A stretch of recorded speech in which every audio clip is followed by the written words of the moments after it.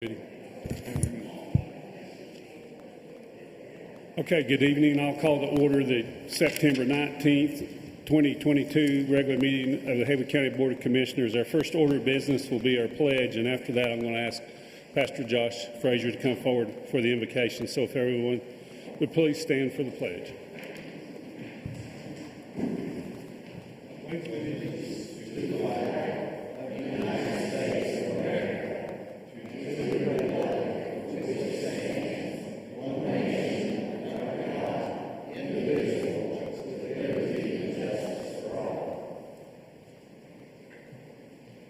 Let us pray. God in heaven, thank you for another beautiful day to be able to live, serve you here on this earth. We thank you for the blessing it is to be able to live here in Haywood County, North Carolina, and then also our country, and all the blessings that come from within that. I pray that we do not take that for granted. Lord, tonight as we seek to hear different things brought to the table and different things discussed, some things we agree on, some things we don't, we pray that we would always keep in mind and reflect on the fact that we always seek to have peace and camaraderie with our fellow man. And I pray that tonight would be no exception to that. Lord, I thank you for those who are put in charge of our county and our government systems. We thank you for the blessing that they are to us. We pray that you would give them wisdom and guidance in all that they do. Tonight, as they prepare to have this meeting, I pray that you would guide and give the principles that this life is meant to be lived. In your name we pray.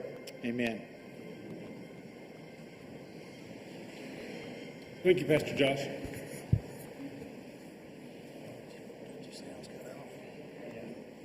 Okay, our next order of business will be a public hearing, but we do not have any tonight. And then after that will be public comment session.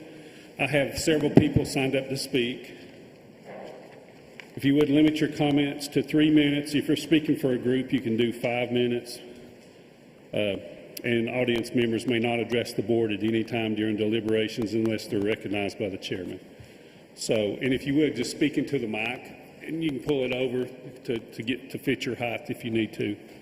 Okay, the first person and I'm just taking these in the order that they were given to me. The first person to sign up to speak is Lee Cossett.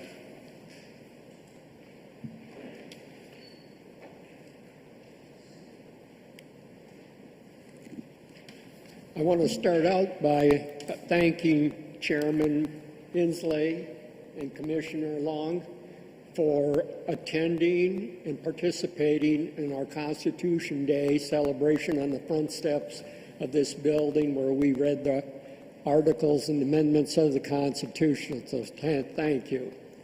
Now, on the subject that I'm going to talk about is the drug problems that you have here, the needle problems, and the homeless problems. The people who will be speaking after me can better address that. What I want to address is the responsibility that the commissioners have to we the people. We elected you, each one of you, to protect us. I know you're busy with determining what projects are going to be approved, who's going to get what money, but those don't stand anywhere near the importance of you guys making sure that we are safe, that our children and grandchildren are safe. You have a responsibility to do whatever it takes to get this drug problem and this needle problem resolved. If there's something standing in your way, then you have a responsibility to find a way around that and get it taken care of. We can't have the problems that we're having. I have documents here that I'd like to pass out to you. It's one document that identifies over 20 diseases that can be contracted by being stuck by one of these needles. These diseases are deadly, and I have another document that shows how much heroin to take compared to fentanyl. I haven't heard about how much of a problem fentanyl is in this area, but if it's not here now, it will be sooner than later. And now there's been a new drug introduced into our country called carfentanil, and it's 100 times more deadly than fentanyl. So we've got to get this problem taken care of, because all these drugs will come to this community sooner than later. I'm asking you all to do your jobs and get this resolved. If I can, I'd like to pass this out to each of you. I have your permission. Go ahead.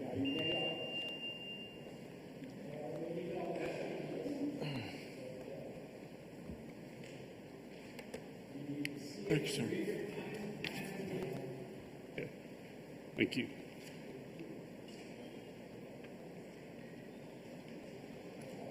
Thank you, sir.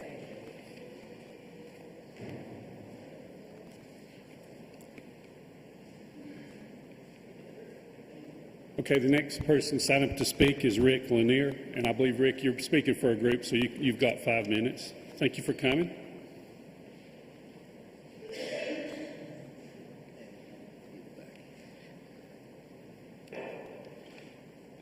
Honorable elected officials, chairman, commissioners, thank you for allowing me to come speak to you tonight. This is an invitation to join the growing list of cities and counties that are voting yes to proudly and prominently display "In God We Trust" in and on their governmental buildings. My name is Rick Lanier, and I'm co-founder and field director for the U.S. Motto Action Committee. I served as county commissioner in Davidson County, Lexington, North Carolina from 1998 to 2002, and I led my board of commissioners at that time to vote yes to display "In God We Trust" in and on the exterior of the governmental center, which now they display it on the courthouse as well. Soon after that, several other surrounding cities and counties began joining us in doing the same. We formed the U.S. Motto Action Committee for the sole purpose to promote patriotism by encouraging elected officials such as yourself to vote yes to display "In God We Trust" in and on their governmental buildings. Displaying the motto gives ceremonial honor to public occasions and expresses confidence in our society. These words have been used on our U.S. currency since 1864, and this inspiring slogan is engraved above the entrance of the U.S. Senate chamber, as well as above the Speaker's seat in the House of Representatives. On July the 30th, 1956, during the Dwight D. Eisenhower administration, the U.S. Congress adopted "In God We Trust" as the official national motto of the United States of America. Thus, displaying the motto is a legal right protected by the First Amendment. On November the 1st, 2011, the U.S. House of Representatives voted overwhelmingly, 396 to 9, to reaffirm "In God We Trust" as our nation's motto. Congressman Randy Forbes of Virginia sponsored the resolution in part because some have mistakenly stated that "E pluribus unum" is our national motto. Most importantly, the resolution specifically encourages the placement of the motto in and on all government buildings, from courthouses to school classrooms. A recent survey shows that 87% of all Americans still support the display of our national motto. Rightly so. This is our nation's identity. It's the very basis for our form of government. John F. Kennedy stated, "The guiding principle and prayer of this nation has been, is now, and shall forever be, in God we trust." In both times of war and peace, these words have been a profound source of strength and guidance to many generations of Americans. As a grassroots patriotic movement, the U.S. Motto Action Committee stands on solid legal ground, and since Davidson County, North Carolina paved the way, not one legal challenge has been raised against any city or county that has voted yes. And so far, we have 67 North Carolina counties and 51 town halls that have voted yes. This effort is totally legal. There's nothing to challenge. And the good part about it, commissioners, being a former commissioner, I can attest to this. When you get something of this magnitude free, 100% of the cost of what I'm telling you comes from private donation. Does not cost the county one penny out of the government coffers. We do this to keep politics out of it. Somebody can't come back and say, you used our tax dollars to do this. We pay for it. All across the country, elected officials are quickly embracing the opportunity to display our great national motto. Displaying the motto will serve as a perpetual reminder of our godly heritage that you attest right behind you with the 10 Commandments. Elected officials like you are showing a commitment to the values that our great country was founded on, and I make no bones about God bless America. And thank you in advance for your vote of yes at some point. I know I've been told you don't vote on it the night of the presentation, but I trust that you will vote on it. And if you decide a particular location other than the Justice Center that you've presented, that letter that I showed you is anodized aluminum, second only to diamonds in strength and durability. It will be stud mounting, and it will be professionally done, and we haven't had any hitch so far, and don't plan any. We'd love to see it on this great building, but I understand your reasons why. But at any rate, thank you for your time and allowing me to come make this presentation this evening. And I'm going to drive 3 hours back to High Rock Lake in Lexington, North Carolina. Okay. Well, I appreciate all that your group's doing. Thank you. Thank you so much. We'll be in touch, okay? All right. Okay, thank you.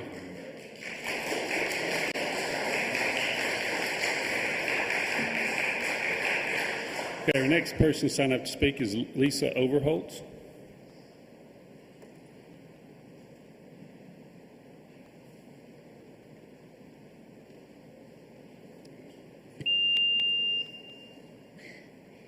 Welcome. Tonight I wish to speak out about the harm reduction program and needle exchange practices that have been occurring the past few years in Haywood County. I, along with my husband and many other concerned citizens, have spoken out publicly against this practice. I know some of you on the board will get defensive and point out that you no longer specifically fund needle exchanges, but the fact remains that the practice still occurs in this county through county DHS referrals and a state program which supports a mobile service to provide clean needles to addicts. Commissioner Kirkpatrick, you stated last meeting that after speaking with concerned citizens of Haywood, you would be in favor of either tightly regulating one-on-one exchanges, which you readily admit would be difficult to do, or get rid of such programs in our county altogether. The fact remains, even if needle exchanges could be tightly regulated and successful in processing one-to-one needle exchanges, the fact remains that this is still at its core an enabling practice. It does absolutely nothing to confront an addict's destructive behavior. Instead of making it easier for them to take drugs, how about making it harder for them to take drugs? I would like to know how many of you have spent any time participating in any of the cleanups around town. How about under the Russ Avenue Bridge, a popular hangout for junkies? How many of you have seen needles haphazardly tossed on sidewalks, in parks, and other places where children and animals can accidentally step on them? I recently have found some in Frog Level and right outside the Beyond Reach thrift store. The fact remains, since harm reduction style programs have come to this county, the situation has gotten worse. How about promoting abstinence instead? I'll be candid. Seeing what I've seen from this board, especially with a chairman that enthusiastically supports harm reduction needle exchange programs, I don't believe any of you have the courage to make a formal motion proposing an ordinance prohibiting needle exchange programs in this county. I don't think you have the courage to instruct DHS administrators to refrain from referring clients to such services. You've had a full term to act and have failed to do so. Now there's some non-agenda discussion, election year posturing maybe? If your supposed goal is to help the addicts to be safer while taking drugs, wouldn't it just be safer for them to not take drugs? Whatever your motives, I strongly urge you to work on an ordinance to ban harm reduction needle exchange programs in Haywood County. Do the right thing for once. Thank you. Okay, the next person signed up to speak is Peggy Hannah. Welcome, Peggy.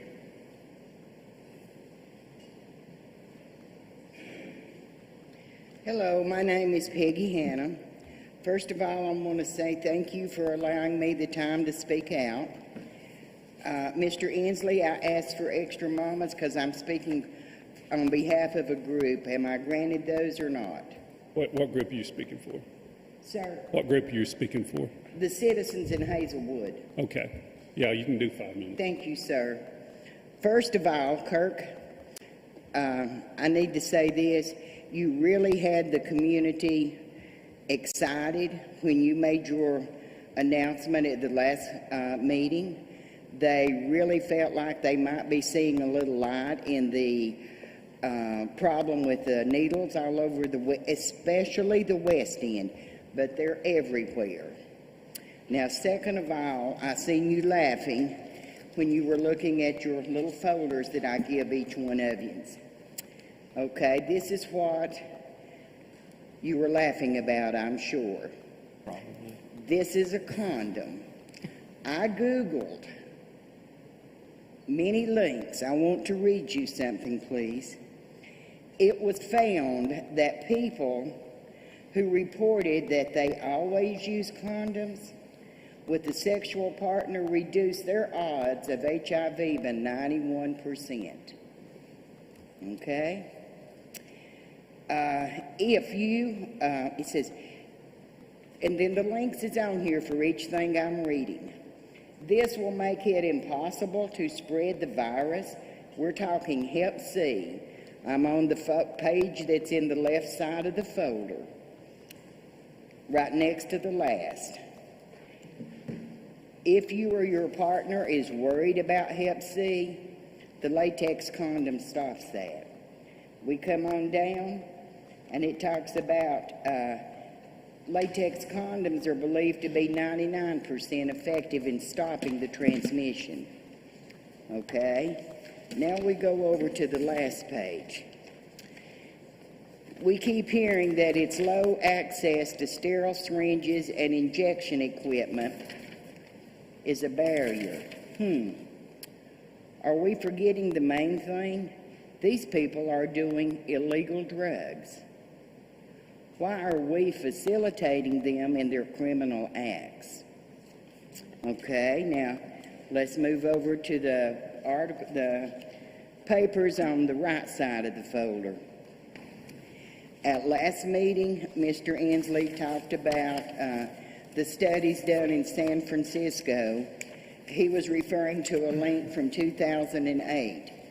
I'm referring to a link from 2019. This is talking about San Francisco and harm reduction. Harm reduction, originally a controversial public health measure, has become a religion among its advocates, even as fears that the practice would normalize drug use have been borne out.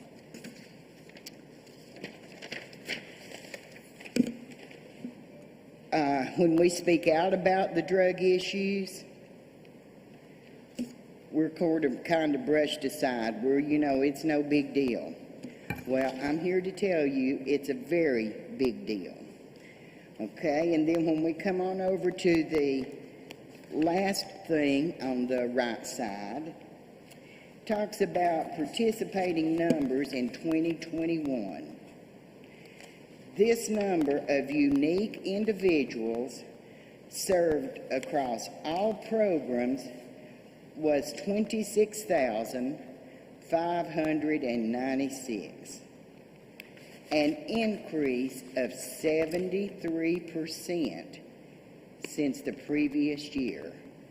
Wow, we're doing all this harm reduction, and yet we are getting a 73% increase?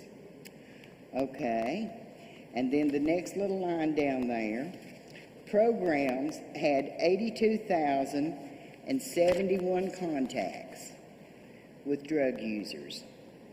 This represents an increase of 32% from the previous year. So let's look at the 82,000, and then that bottom paragraph on the left says, in 2021, programs provided participants with a total of 1,973 referrals to substance use treatment. That is pathetic on anybody's part. I am here to say that I have been coming for a little over 3 years talking, pleading for y'all to do something, pay attention what's going on. And my first night I spoke, I said, what about the victims? Well, let me tell you, there's a lot of victims everywhere. We are not helping no one by giving them the means to use an illicit drug. First of all, we're putting our officers at risk. They can't do their job because good old Haywood County is allowing it to go on and they can get the paraphernalia. We have to stop. Thank you. Thank you, Peggy.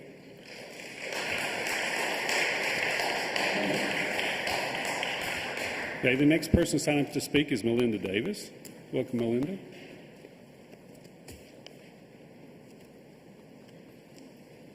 Good evening.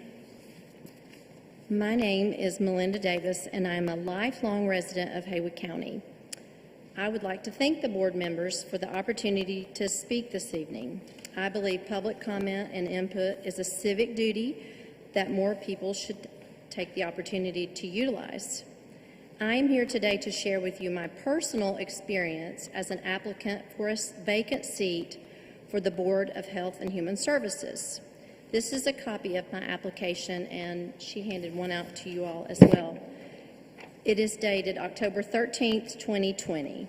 This application was emailed and also mailed to the clerk for the Board of Commissioners. I was contacted in the spring of 2021 to schedule a phone interview for the position.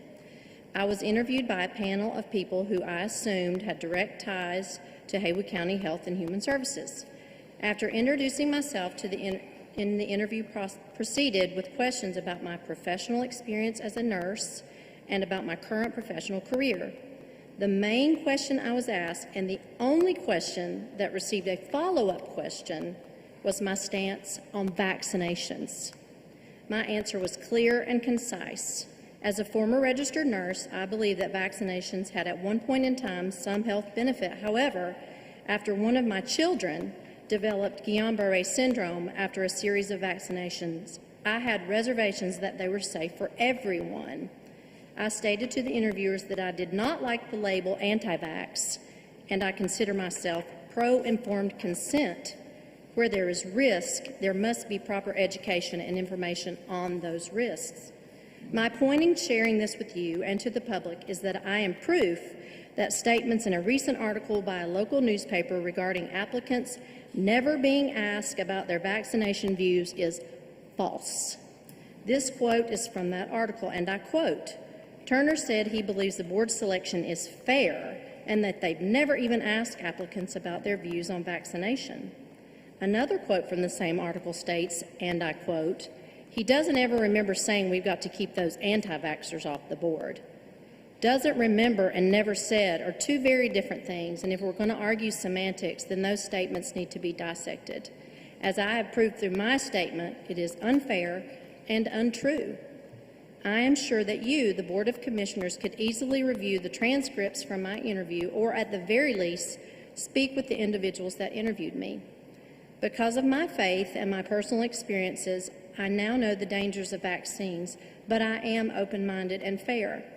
The interview process never included a follow-up notification that I was not granted the appointment, which I find very unprofessional. I believe I was discriminated against and not given the opportunity to serve my community because of my beliefs. We all believe in diversity, and that should include diversity of opinion. Thank you, Melinda.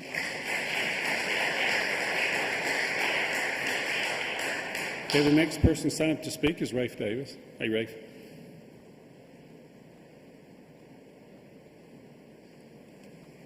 Good evening. My name is Rafe Davis. I'm sixth-generation resident of Haywood County, business owner, proud father of 3 children. I'm here today to express my gratitude and to commend all the commissioners who support an ordinance banning or regulating needle exchanges in Haywood County. That topic is what they discussed at the most recent meeting on September 5th. I believe we as a community and as a country are on a slippery slope to what they call drug normalization by allowing drug paraphernalia to be handed out in Haywood County with no oversight or restrictions. An ordinance banning or regulating the needle exchanges would be a great first step. Also, at the September 5th Commissioners meeting, it was mentioned that it was pretty much a proven fact that needle exchanges reduce needle litter. A 10-year-old study comparing San Francisco with a needle exchange to Miami without a needle exchange was cited as proof that needle exchanges actually reduce needle litter. If San Francisco's needle exchanges have been reducing needle litter since 2012, someone needs to inform the New York Post, Newsweek, NPR, San Francisco Chronicle, and the City Journal, because their reports paint a very different picture. A simple Google search shows that San Francisco's discarded needles and drug problems are now completely out of control. A New York Post article titled "San Francisco's Streets Are Littered with Free Syringes" reports that in 2017, the city logged almost 10,000 requests for needle pickups. A Newsweek report from 2018 is titled "Why Are San Francisco's Streets Littered with Needles and Human Feces?" The same year, NPR published an article titled "San Francisco's Squalor, City Streets Strewn with Trash, Needles, and Human Feces." Even their local newspaper, the San Francisco Chronicle, did a special report titled "Poop, Needles, Rats, and Homeless Camps Push San Francisco Neighborhood to the Edge." City Journal, which claims to be the nation's premier urban policy magazine, did a report in 2019 titled "Harm Production in San Francisco," which says the city by the Bay has embraced a new religion called drug normalization, and it goes on to state that San Francisco's streets and transportation system are littered with discarded needles. I suppose needle exchanges may reduce HIV and hepatitis in the drug addict population. However, it appears to me that needle exchanges do not reduce needle litter. For anyone who may not support the need for a needle ordinance in Haywood County, I'd suggest they thoroughly study what's become of San Francisco since 2012. My question is, are we going to let Haywood County go down the same path, or are we going to correct course before it's too late? Thank you.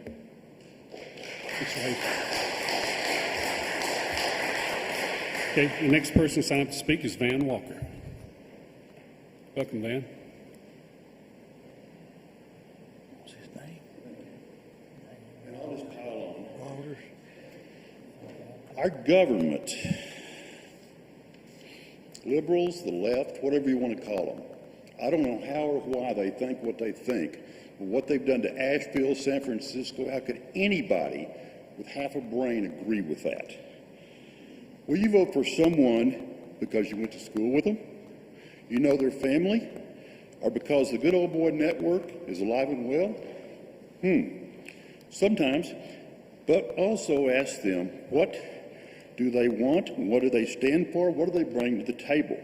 Have you witnessed positive growth while living in other areas? Other areas are important to understand how they've grown or not grown. Do you have experience that will benefit Waynesville? We're in a great tourist area. I mean, really great tourist area. And let's embrace that asset and increase the dollars that we take in. Follow the money. Everybody understands follow the money. The more money the tourists can bring in, the better off we are. A rising tide lifts all boats by JFK. I'm not just a conservative. There have been some Democrats that have done some smart things, however minimal. The left has feel-good names for bad programs. How can anybody argue with harm reduction or the Affordable Care Act? My premiums went up 50%, actually twice, because of the Affordable Care Act. How can anybody argue with that? However, it was accepted in Haywood County because it sounded good. It wasn't checked out. You didn't go anywhere else and look at it. You just, it sounded good, harm reduction. Oh my goodness. But to their credit, the commissioners have owned their mistake, and now they're working on an ordinance. Hopefully, they'll have the stones to pass it, because our community is suffering. Even recently, our health department's website had numbers to call for needle deliveries. Oh, wow. Government employees. What's wrong with these people? Are they actually for our health? Whose health are they worried about? The druggie? I'm sorry. The druggies have made their choices. I didn't choose it. They chose it. They put it in their arm and their mouth. Do y'all do that? Probably not. They made the choices. They need to suffer for the choices. In my humble opinion, the people that work for the health department that are enabling these people need to be fired. And if someone doesn't have the stones to do it, I'll do it, okay? Our government loves enabling the bottom 0.5%, wringing their towels over these poor people. They love enabling these people at the risk of 99.5% of the population, which are productive citizens and do what's right. If we stop enabling drug users in Waynesville, Asheville will take them with open arms. Asheville would love to have them. They're a leftist organization in there. They're disgusting. But let's get them out of our county and our town. I'm Van Walker, and after this meeting, I will be running for commissioner.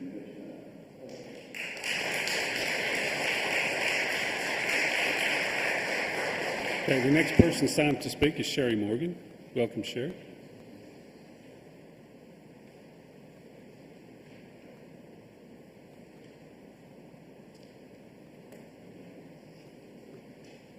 Hi there, my name's Sherry Morgan from Waynesville. Today I emailed all of you the documentation I Googled for my speech. I found that Tommy Long only used 1 year, 2020, for his statistics in Haywood County overdose deaths at the last county commissioners meeting, which was the only year since 2012 the county dropped below the North Carolina state average, probably because of COVID. Haywood County has consistently stayed well above the North Carolina state average for overdoses since 2000, and it continues to grow. Haywood County has a needle and drug crisis. One article I sent you from CBS News is entitled, "It's Raining Needles," and it's raining needles in Haywood County. The needle exchange or needle giveaway is a complete failure. There are no statistics of people getting out of their drug addiction when given needles and crack kits. Yes, you stopped harm reduction operating out of the Haywood County Health Department, but you're allowing Megan Hauser, Health Department educator, to give out the North Carolina harm reduction phone number so they can bring crack kits and needles directly to your home. Google the Vera study on Haywood County and North Carolina harm reduction. Did you know in Haywood County, North Carolina harm reduction even gives crack kits and needles to drug dealers to hand out with their meth, crack, and heroin sales? You're letting your county employees still refer to them? It says on our county health department website under Healthy Haywood and the Substance Use Prevention Alliance, which includes North Carolina harm reduction, you're working with youth substance use prevention. Would you want your child referred to an agency that gives needles and crack kits to drug dealers to give your child advice about drug addiction? Advocates say it lowers hepatitis and AIDS in drug addicts. But what about the law-abiding citizens that are being stuck or just even touching a contaminated needle that contains fentanyl or a lifelong disease? The socialist needle giveaway is a nightmare for the public all across America. I sent you articles about children being stuck with discarded needles, and they all have to be vaccinated for hepatitis. A child found one on a playground and he was sticking the other children. Another child put one in her mouth because she thought it was a thermometer. Case after case of innocent citizens being stuck with these discarded needles, and they all have to take hepatitis vaccines. There are cases where children have gotten AIDS from discarded needles. And what about the mysterious hepatitis outbreak in children? Doctors can't even prove how they're getting it.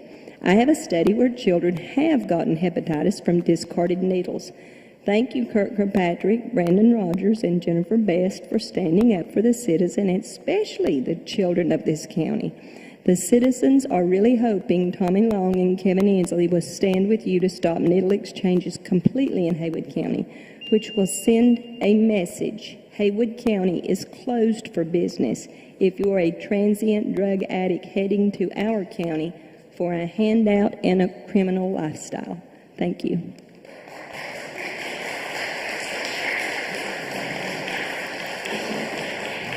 Okay, the next person signed up to speak is Rick Strubeck.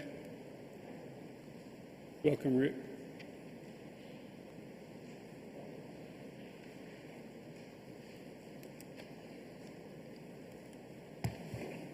Good afternoon. My name is Rick Strubeck. I want to thank you for the time in front of you, commissioners. I'm with the Haywood County Veterans Council, and I'd just like to say we appreciate all the support that the commissioners have shown to Haywood County veterans throughout the years, and we certainly hope you get behind the foundations of freedom to erect these the foundations. The veterans in Haywood County would like you to move on ahead with the approval of the letter of intent to get this program moving. And we know with your past support, you'll support this. Thank you again for your time. Okay, thank you, Rick.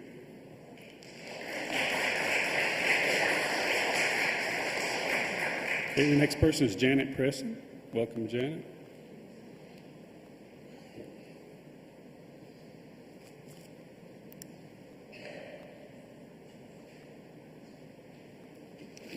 Good evening. I'm Janet Press, and I'm not going to speak but just for a minute tonight. Y'all have already heard my concerns and my views on the needle exchange and on the concerns with our health department and our concerns with this whole COVID mess. I wanted to just announce, I've got a flyer for each of you, and if anybody else would like, on Thursday night at the Buttered Biscuit at 5:30, we've got Dr. Bose Ravenel, who's going to be coming to speak on the concerns that he has with the COVID vaccines.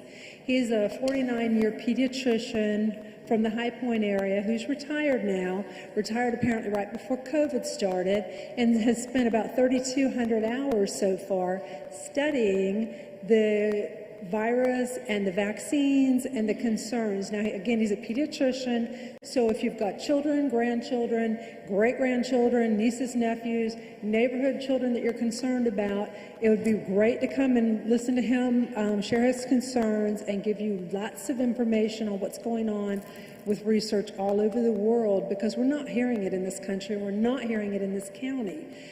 He was going to come and help me debate our health department folks, and they have backed down. Your health department would not come and debate us, but he's going to be here to speak, and I would love it if any and all of you would come and hear. You'll have plenty of time to have him speak, and then you can ask him questions. And again, these COVID vaccines they're giving to the children are the same vaccines that they're giving to adults, just in different dosages. So, you know, he can speak about what's going on with, you know, for adults as well. So again, I'm just inviting you and anybody else that would like to come. Again, it's Thursday night at 5:30 at the Buttered Biscuit. Thank you. Okay, the next person signed to speak is James Danek. Welcome, James.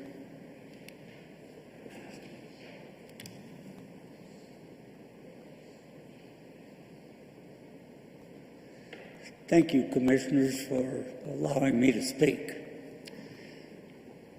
My name is James Danek. I live in Maggie Valley.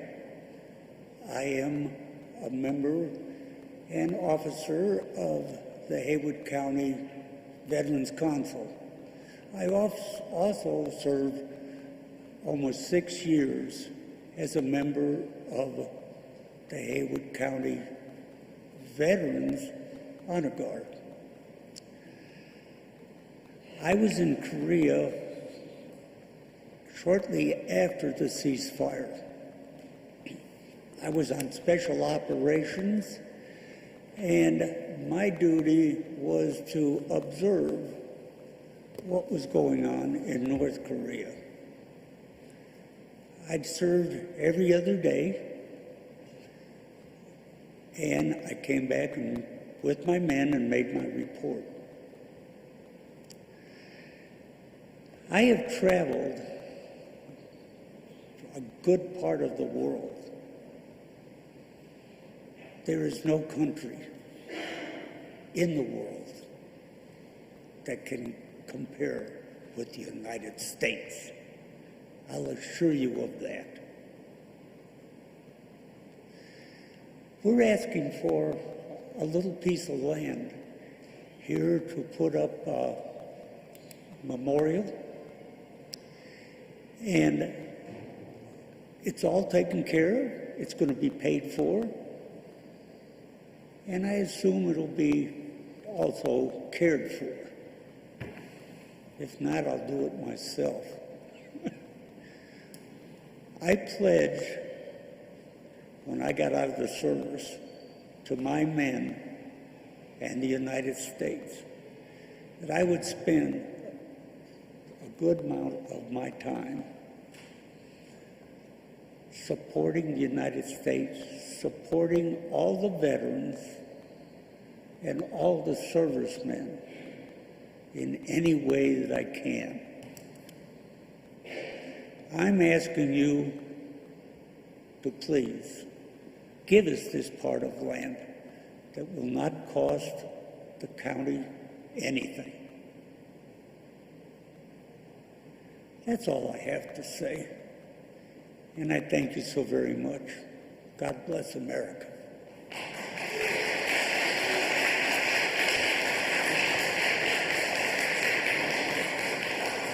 Thank you, Mr. Danek. Thanks for your service to our country. Our next person to speak is Pam Arrington.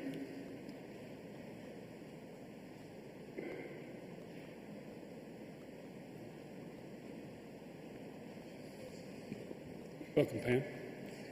My name is Pam Arrington, and I live in the Ratcliffe Cove community. My husband and I were both born and raised here. Our families were born and raised here. Thank you for allowing me to speak today.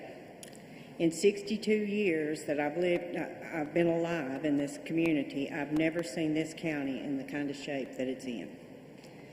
I would like to commend Commissioners Kirkpatrick, Best, and Rogers for understanding and realizing that harm reduction is causing some problems for the taxpayers of Haywood County. We have recently started listening to our police scanner again, and we are shocked at what's going on in our community at the hands of the influx of criminal homeless addicts. We work so we don't hear everything, but I would recommend everyone getting a scanner and listening for just 1 week to understand what's going on outside your home while you're sitting in your recliner at night. Our law enforcement and EMS are being overwhelmed with calls regarding these people with backpacks who are clearly new to our community. These people are not intimidated by anyone. If they are arrested, they are released immediately due to the catch and release program. Many have warrants from other states, but those states won't extradite them because they're rid of that problem. It's our problem now. They're overdosing on the side of the road, on the railroad tracks near Hickory Hollow Apartments, which happens to be right across the street from the middle school. No one wants their children going to the west end of town because they are so aggressive, begging for money, looking in, trying to open people's cars. They stand in the middle of the road, harassing and cursing citizens. Hardee's had to put codes on the restrooms because junkies were going in there shooting up and leaving their needles.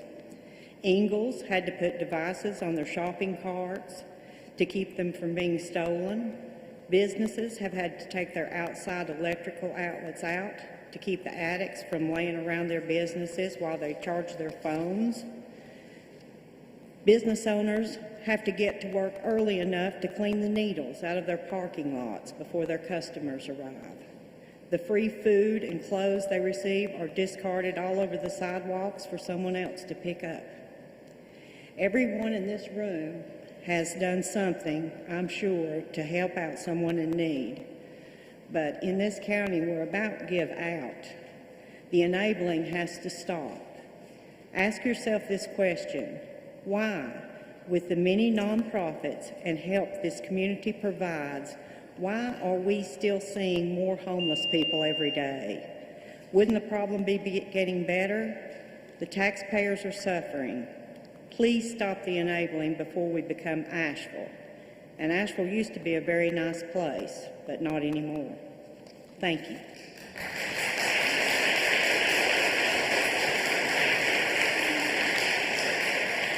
Thank you, Pam. Next person signed up to speak is Deanie Brooks. Welcome, Dean.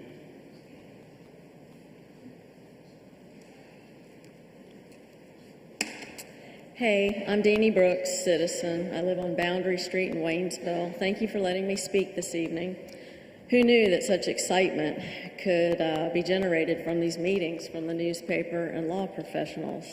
I would like to thank Tommy Long for caring to seek some of the information that I spoke of last month regarding Haywood County having the highest unintended opioid overdoses per capita in our state. At a funeral for a mutual friend, Mr. Long approached me to tell me that he had made calls to the Waynesville Police Department and had in fact learned that we had received that information from them at the Waynesville Police Department community meeting held in June.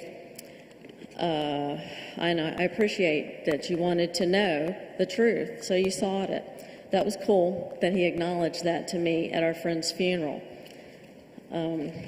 Let's see, I'm glad to hear that recently there was a discussion amongst you guys and gals to look into scrutinizing syringe service programs. Again, I say cool.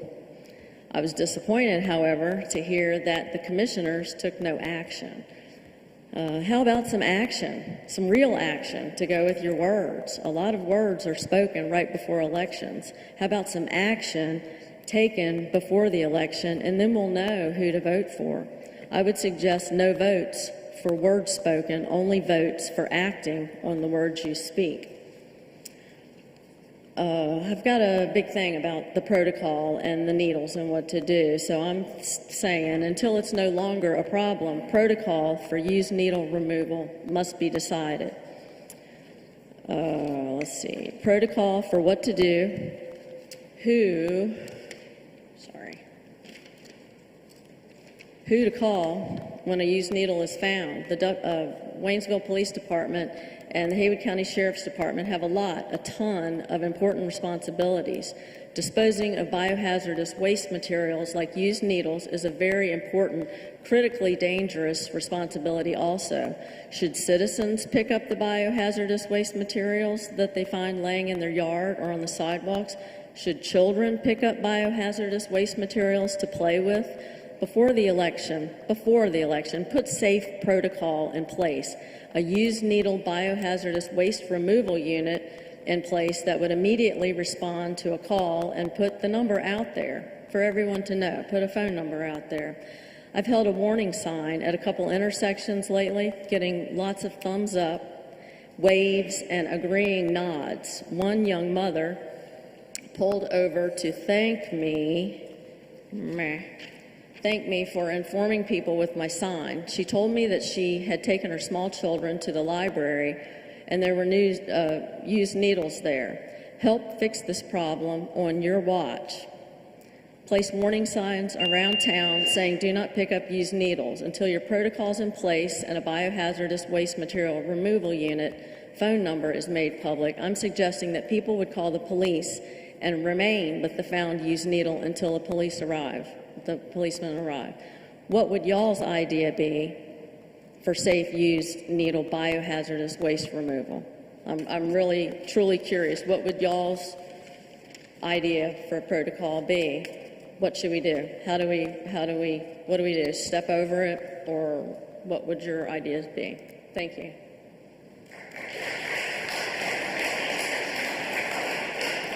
Thank you, Deanie. The next person signed to speak is Wanda Brooks.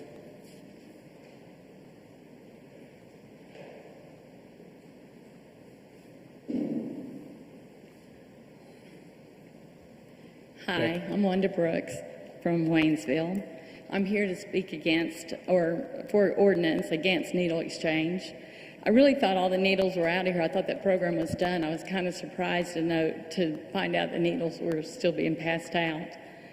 I spoke with several addicts, and they told me that paraphernalia is a trigger. To me, I see needles as paraphernalia, so it's a trigger. Would you give an alcoholic a pint of liquor, or would you hand someone that's suicidal a gun? I don't think so. I understand the concept about lowering HIV, AIDS, hepatitis, but my understanding is not a one-on-one exchange. They hand out way more way more than they get back. And that's not safe for children or for any of us, but children, you know, they just don't know to step over a needle. I went to the park not that long ago for a shower in Clyde, and kids were playing all over the equipment, just running around having a great time. I asked my sisters, did you look around to make sure there were no needles? They kind of made fun of me. They thought I was paranoid or silly. Well, at the end of the night cleanup, I went in the bathroom, and sure enough, there was a needle cap. I don't know where the needle was. I couldn't find it. But obviously, you know, the average person may not know to even look, and they just let their children out there to play. I don't think anyone here hates addicts. I have them in my family. All I want is for them to get better. I'll fight for them every day. When they want to fight, I'm ready. And I love them. I'll always love them. But I want them to get better. And I don't think giving them needles is the right thing. I do think that we need to make sure that there's treatment when they want it. With this settlement money, the opioid settlement money, every dime of it should go for treatment. There's a small window. When they ask for help, there's a tiny window to get them into help. I mean, that second, you've got to get them there. And I think every dime of that money should be putting them on a bus and sending them away if we don't have the help here. Because going to Meridian, in and back out, won't do it. They need to stay, and they need to stay long term, and we've got some good money coming here that should go to help our people. We love them. We want to welcome them back. And I think that's what we need to be going for, not giving them needles. Thank you.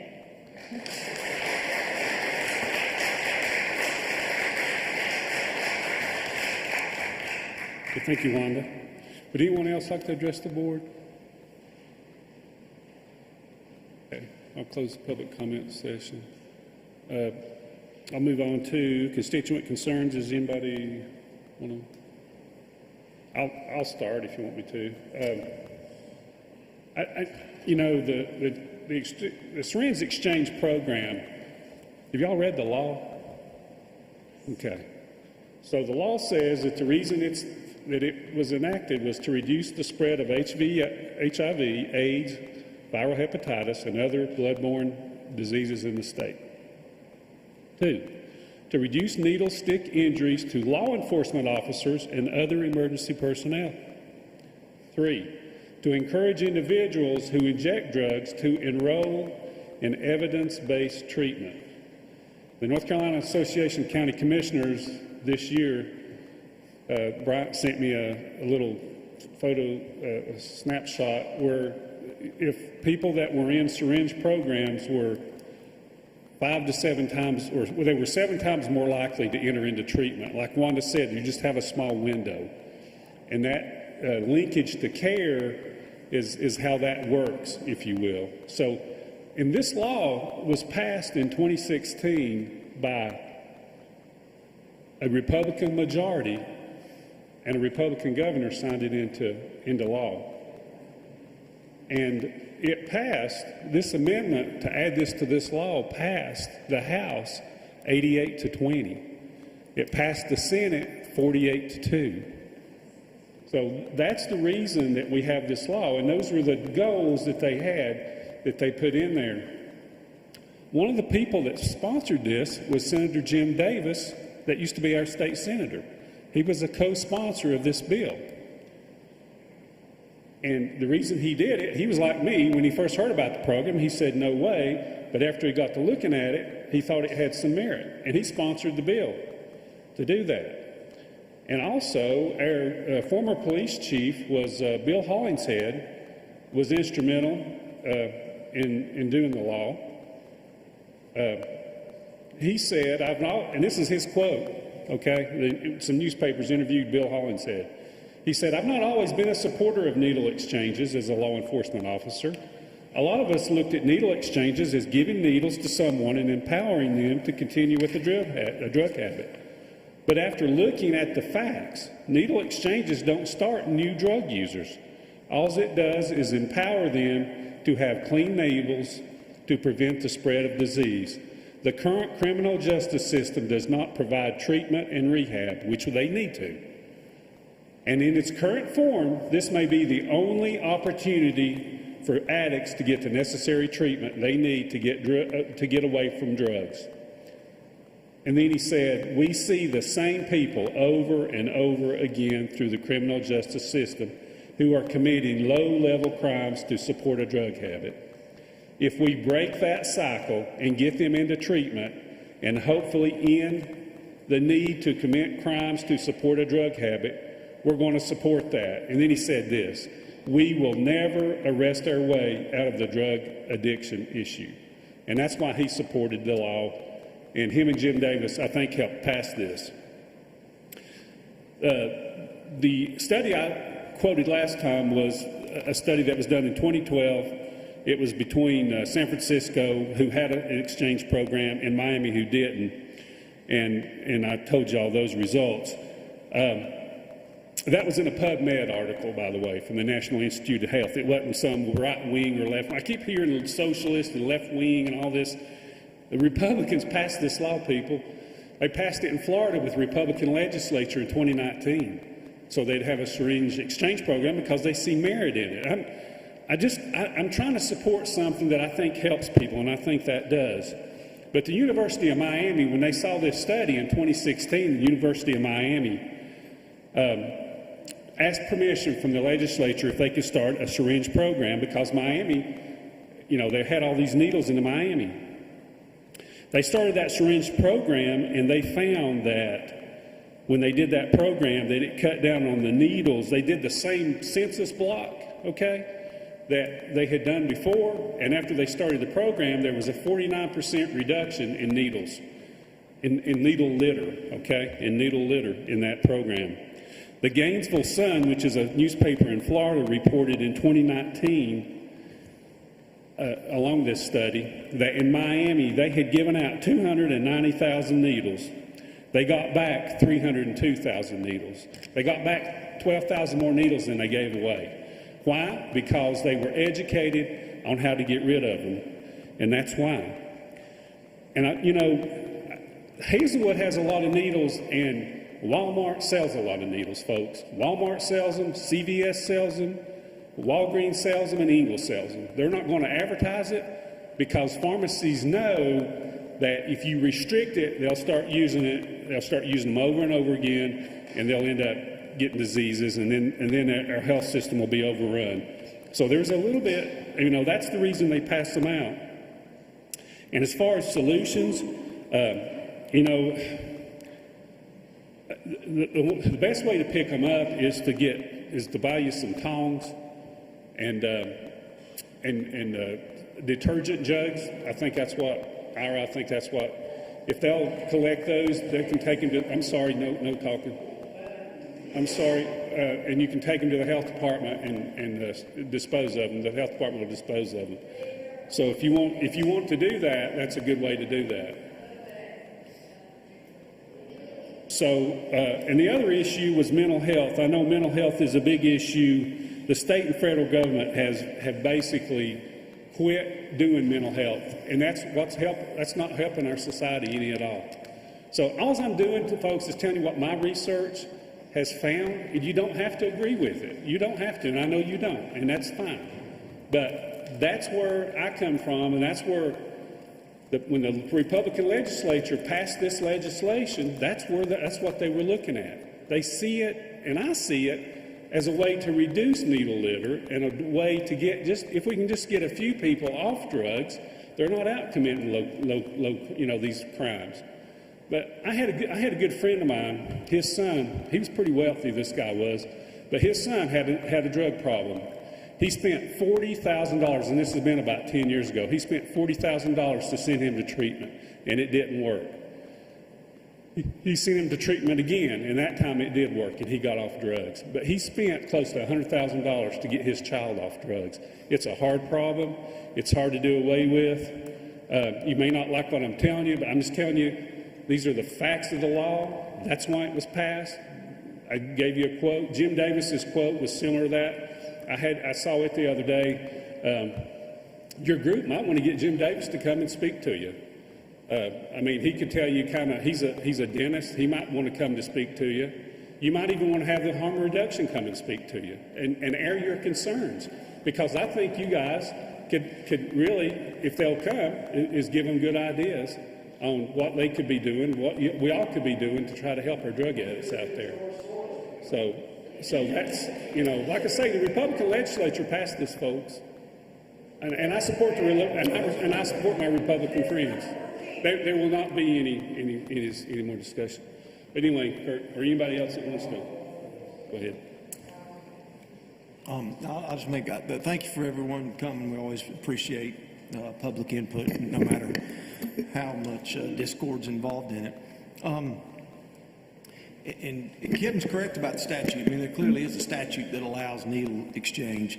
I think the problem is the way it is with a lot of things is how it's run, and also enforcing that. And so there's you talked about the ordinance, and we're working on that, and it's somewhat difficult.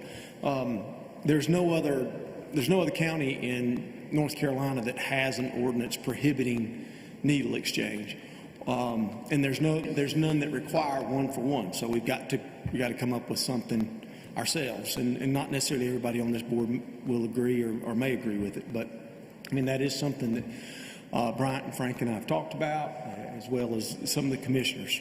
And so it is a process. And anything we do, the other side of it is the enforcement of it. Just like it's difficult for them to enforce this statute on needle exchange and doing it properly, which I don't think has been done properly. It's going to also be difficult if you have an ordinance to enforce it. But what I want to do is get out to those people who may come here to utilize that, is to say, hey, Haywood County is not a place where you can just come get free needles and do drugs wherever you want to, because I was a defense attorney for the longest time, and to me, when you have a syringe and you have a syringe that actually has a drug in it, then it's paraphernalia, and drug paraphernalia is against the law. Now, this statute actually excludes people from prosecution in the event that that's found. Problem is it's got to be enforced. And it's got to be regulated, and I don't think it was regulated that well here. With the programs running, it's very difficult to follow up on that. So I hear your concerns, and I would like to do something about it, not necessarily because you're here saying the things you're saying, or we're not doing what we're supposed to do, or because it's an election year. It's been an election year for me 6 times, so I'm going to do what I think's right no matter what. And if you get something passed prior to election, great. If we don't get anything passed and I don't get elected, that's okay. If we don't get anything passed and I get elected and we get something passed after, that would be good too. But I've weighed it out in my mind, and the fact of the matter is I think it's, when I weigh it out, the protection of the citizens against this type of thing and having to deal with it in daily life. And I think, like the businesses having to deal with it, it doesn't affect their health, but they have to deal with it. And I think that outweighs any benefit that is being received by these people.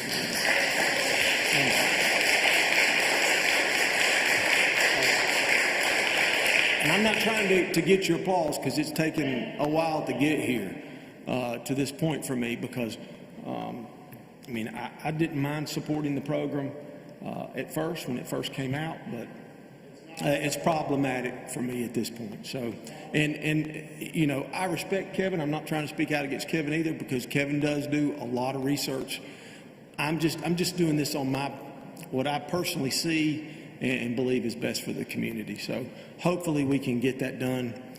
But I just want you to be aware of the fact that there are no other counties that have an ordinance like that. So it's not like we can just go out there and do it and copy somebody. So.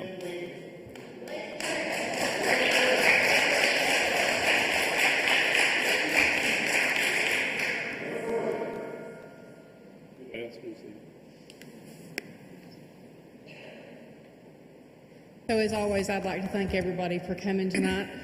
I've said this many times, I enjoy public comments. I think it keeps us connected with who's in the community, and there's problems at the end of your driveway that may not exist at the end of mine. So I'm a big note taker, and I've made lots of notes tonight. Van Walker said, a rising tide raises all ships. And I've used that many times in my life, and I do believe that we need to be able, as commissioners, to have an open conversation. We sit on this bench, and I've been seated 2 years, and I say my opinion, and Commissioner Rogers and Commissioner Inslee, all of them spout their opinions, and really, that's oftentimes as far as it goes. And the way laws are changed and things are changed is somebody somewhere comes up with an idea and begins to push for change to occur. And I believe that it is our responsibility, our sworn duty to do those things. Since before I have been seated, this has been an ongoing topic of conversation. It has never rested. And, you know, whether it's campaign season or not, I believe that I have responsibility to the people that live in this community, not just the people that vote for me, but the people that are in this community. And what frightens me is that as a mother, we say it's okay to protect a certain population from diseases that are also sexually, you know, exchanged. That's the reason I think Peggy gave us the gift she gave us today. But you know, we're endangering our little kids, and as a mother, that bothers me. So I have heard the things that Pam Arrington said about Ingalls and Hardee's. I was surprised when I heard that Hardee's had put combination on their bathrooms, but that is in fact something that has occurred in our community, and that's so disappointing to me. I think the first thing, and this is what I really want you guys to hear me say tonight, we have to begin to create an uncomfortable environment. Our county to the east of us would be Buncombe County, and they have created a comfortable environment.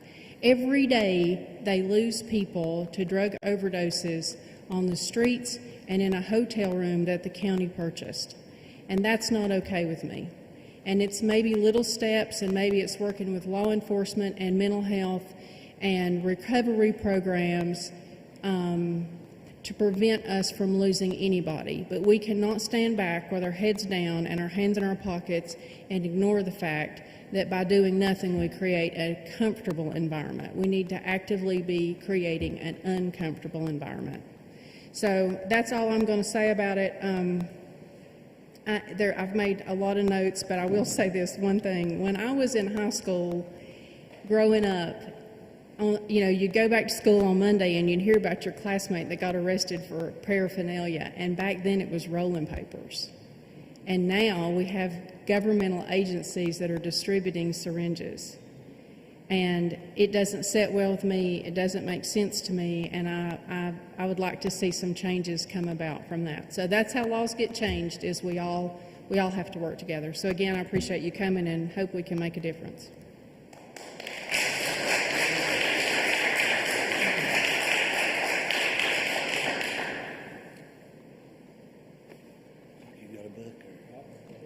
Yeah, I guess I've got a notebook over here. Took a lot of notes, and as the other commissioners have said, I appreciate everyone's comments tonight. You know, there's not many elected officials that you can go in front of to voice your opinion, and we give you the opportunity to have your 3 minutes to speak on whatever you would like to. So I do appreciate that privilege, and I thank the board for allowing our citizens to have that opportunity. I want to start by going back to Mr. Rick Lanier and his presentation about In God We Trust. I've had the privilege of talking with Mr. Lanier for quite some time now, probably a couple of months, and just want to go public in saying I do support his ideas, and hopefully in the near future we can have In God We Trust on one of our buildings here. We will look at different places to put this, and we'll come up with a good idea. But I want to thank Mr. Lanier. He did drive from down near the Greensboro area, so I think he has about 3.5 hours up, 3.5 hours back. So thank you, Mr. Lanier. I think he's already gone now, but we appreciate you coming to speak. And also, for the two veterans that come up and spoke as well, I'd just like to go on record as saying we appreciate your service, appreciate your comments tonight, and we will look at that as well and take that into consideration. So thank you for coming. And then I guess the majority of the folks did speak about the needle exchange program that we have, or that we had here in the county. Again, the county or HHS is not giving out these needles, but we do still have an issue. I know that I've spoke with several of you about that in the past week or two, and I told the group, you know, in the beginning, it sounded good. They won me over. I mean, when you hear harm reduction and you, as a law enforcement officer, which I've never been full-time, but I have worked part-time for many years and still a sworn deputy here in the county. But knowing what our law enforcement officers face on a daily basis, you know, and having to worry about the needles, I thought this is great. This is going to be good for our law enforcement officers. It'll be good for our users, even though that I didn't agree with what they were doing. I thought, well, we can keep them clean. It'll help our health system as well.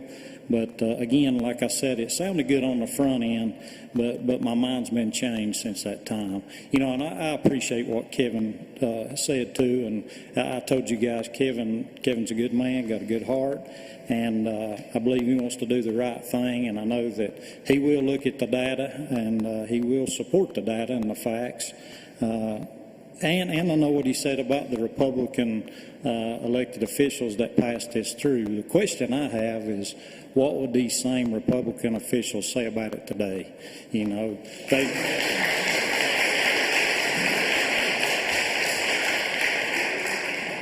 I do plan on speaking to the ones that he mentioned, you know, because I've shared with you guys, I don't care who it is, I'll always listen to you, I respect you, I respect your opinion just as I do Mr. Ansley.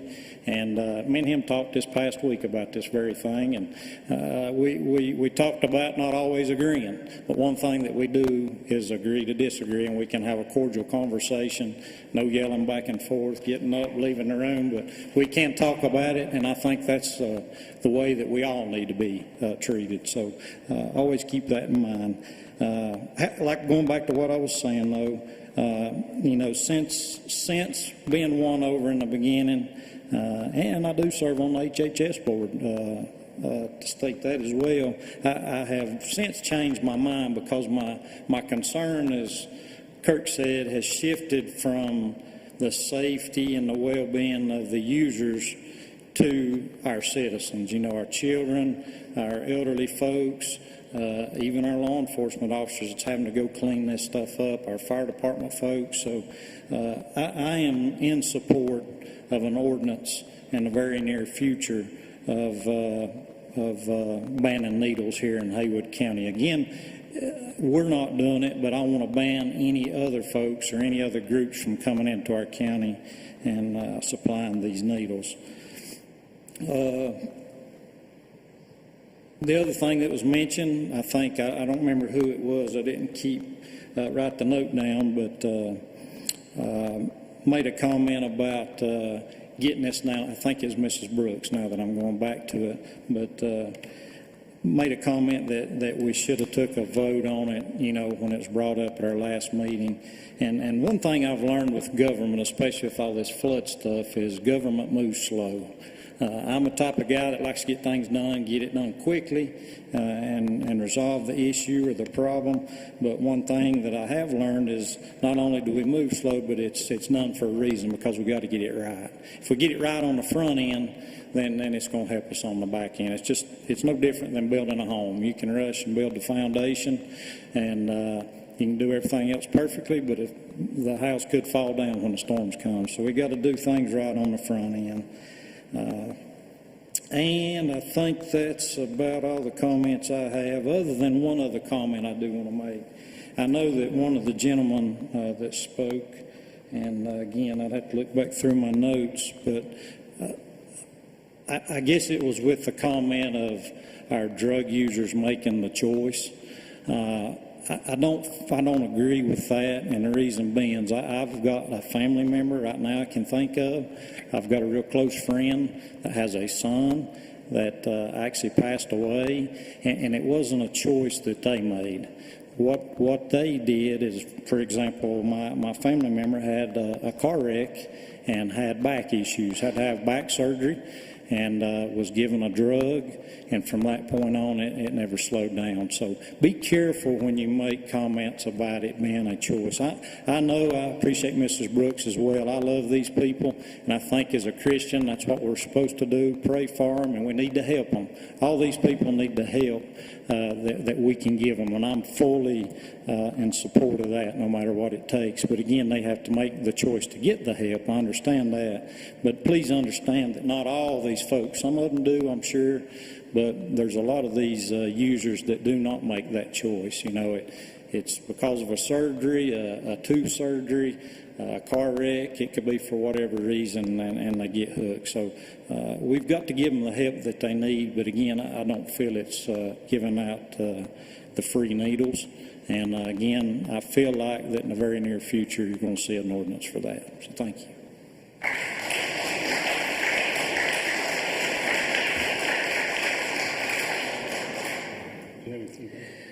That's kind of, I guess I'll go last. I'm kind of reminded of a story I think Jerry Clower told one time. He said the Ledbetters invited them all over to eat, and he said there's all hungry and there's one piece of chicken left, and the lights went out. He said he reached over there to grab that piece of chicken, and right when he reached over, the lights come back on. He had 5 forks sticking in the back of his hand. So I think everybody's already kind of cleaned the plate before I get down here. I'm always on the end tonight, but I will say, you know, and I've heard it said before, you know, we're Haywood County here. We all have common goals. We want the best for people. And there just seems to be driving forces, not only in our county at times, our state, our nation, that there's people that really like to see people divided. And these are divisive issues.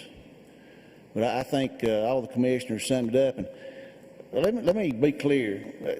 Mr. Rogers is on the DSS board. The DSS, they do not hand out needles right now. Is that correct, Mr. Moorhead? The DSS, they do not hand out needles. You're on the board. And so in 2020, we stopped the harm reduction coalition here. We stopped it in 2020 from our chair here. I did a lot of research on that. When I first became commissioner, I got involved with all that when it first started.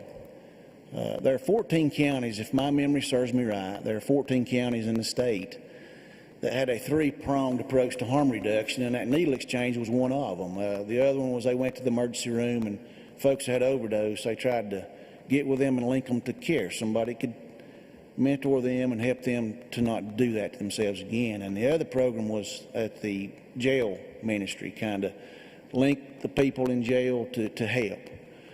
And so I called our state legislative delegation as a new commissioner. I called all of them, and like Mr. Rogers said, Commissioner Rogers, you know, it sounded good.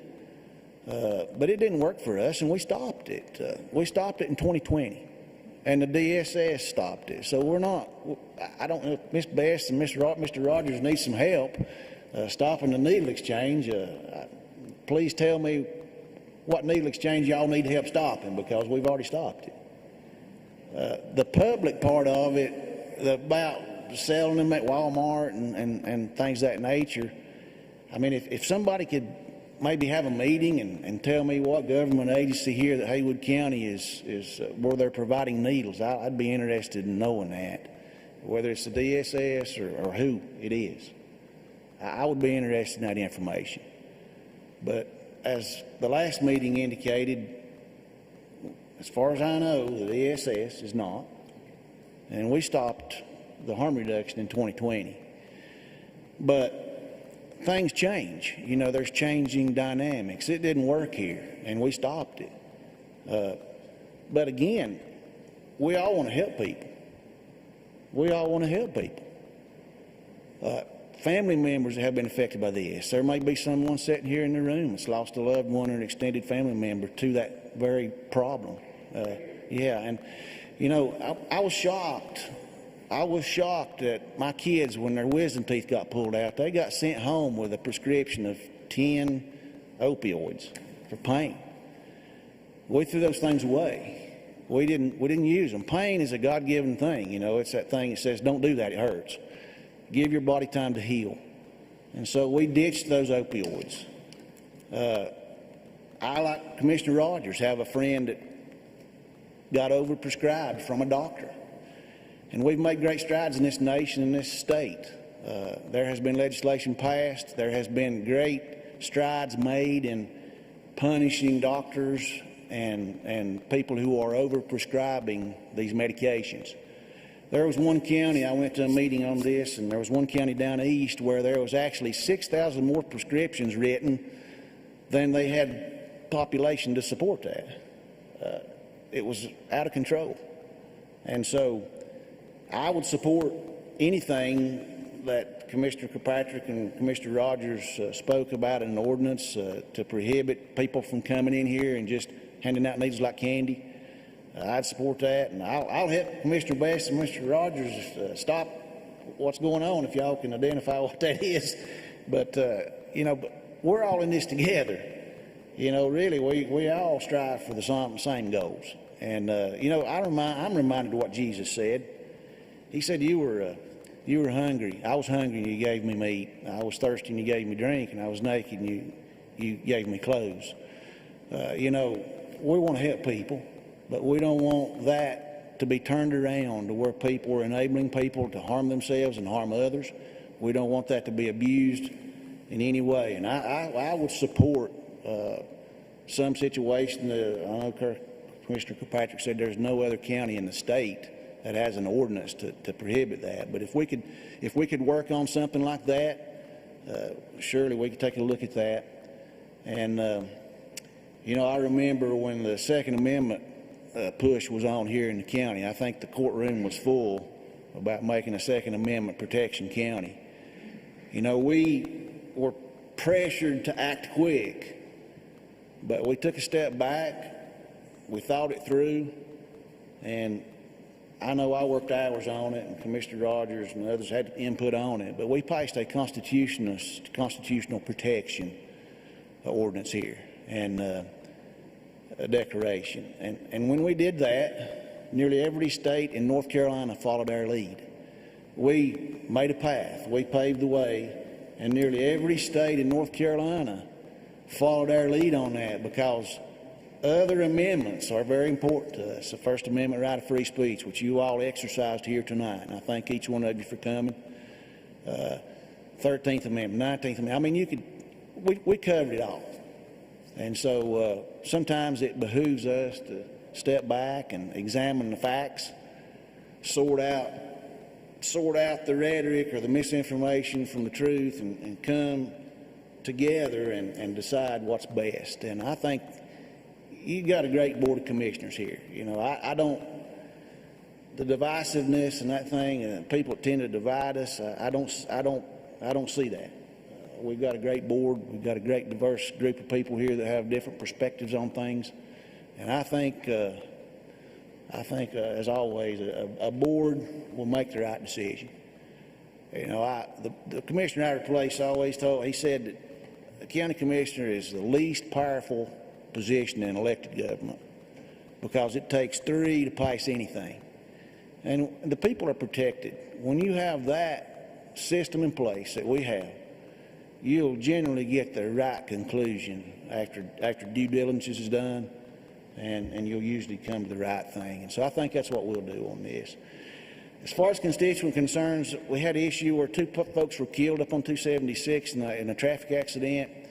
Since the last meeting, I've spent a lot of time with State Representative Pless, the DOT. I've even got our chairman sits on a regional DOT planning board. There is plans in place to put up some flashing lights where the big trucks come in out of the tomato packing house up on 276. A lot of citizens and farmers had many close calls there, and I can say I stood up on the side of the road for about an hour the other evening, and I saw 2 near misses while I was standing there. And we've got the DOT out there and cleaned off a lot of the foliage that was overhanging. I know I got Brian involved, overhanging the road, and I got our Representative Pless involved. And again, there's a mechanism in place to get some flashing lights for motorists as they come and go. Also, what's been communicated to me, and I've noticed it personally, our roads in the county, our bridges in particular. Our bridges, we had bridges that weeds are growing up knee-high. Actually, the road mowers had actually mowed a bridge. And folks, taxpayers' money here is at stake. Our maintenance on our bridges, these are multi-million-dollar pieces of infrastructure that affects our taxes. You replace a bridge across the river, you're talking $4, $5, $6, maybe $10 million. And the maintenance on these pieces of public infrastructure had gone down so bad that the weeds were growing up, the roots were going down in mortar joints. You get a freeze-thaw cycle in the wintertime, and that concrete's ruined. The next thing you know, you got a big-ticket item for the taxpayers to have a burden to replace a bridge. So got a hold of the right people, and you can go out various places. We got a bridge maintenance crew out of Henderson County came over and really did a number on some of the jobs in the community, and they're going to canvass the county. I've got word from state legislator, our Representative Pless, and others that's involved with the DOT. And if you drive around and see these bridges sparkling and clean and all the dirt and debris and all the weeds removed, that's a good thing for the taxpayers. And so we got that handled. Also had another issue about the landfill. I think I got the county manager involved with that about some dumping down there. And there's also some tax questions that I had that got resolved, and I appreciate the help of the county staff. So anytime you got a concern, you can call me, and we'll eventually come to the right conclusion. I would, if you're finished, I'd like to clarify one thing. If I misspoke that, what I was referencing is that we have a North Carolina general statute that allows the activity of needle exchange. So it does exist in North Carolina, and I understand that we, right here it is, Kirk just gave it to me, I understand that we, the county, are not distributing that. But these folks are concerned that there is an entity somewhere distributing it. Yes.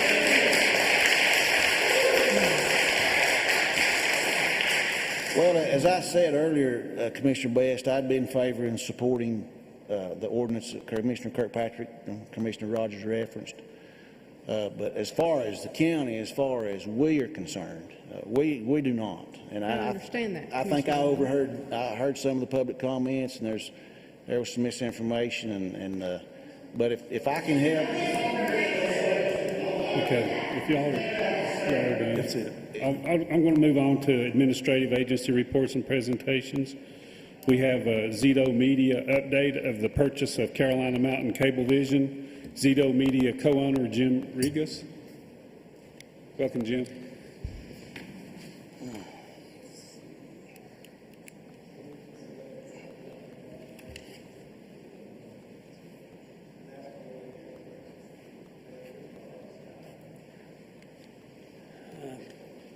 Good evening, everyone.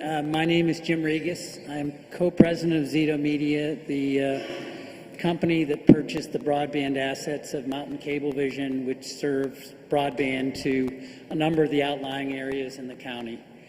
I first want to thank you for allowing me some time to talk to you tonight on your agenda.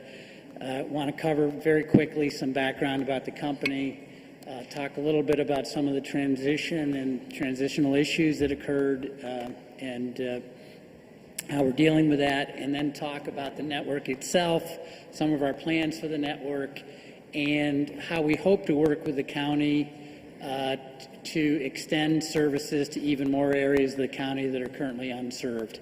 I think there's, with some of the federal monies that are available, there is an opportunity to kind of expand broadband coverage, and I want to specifically focus on some of our work on that in the end.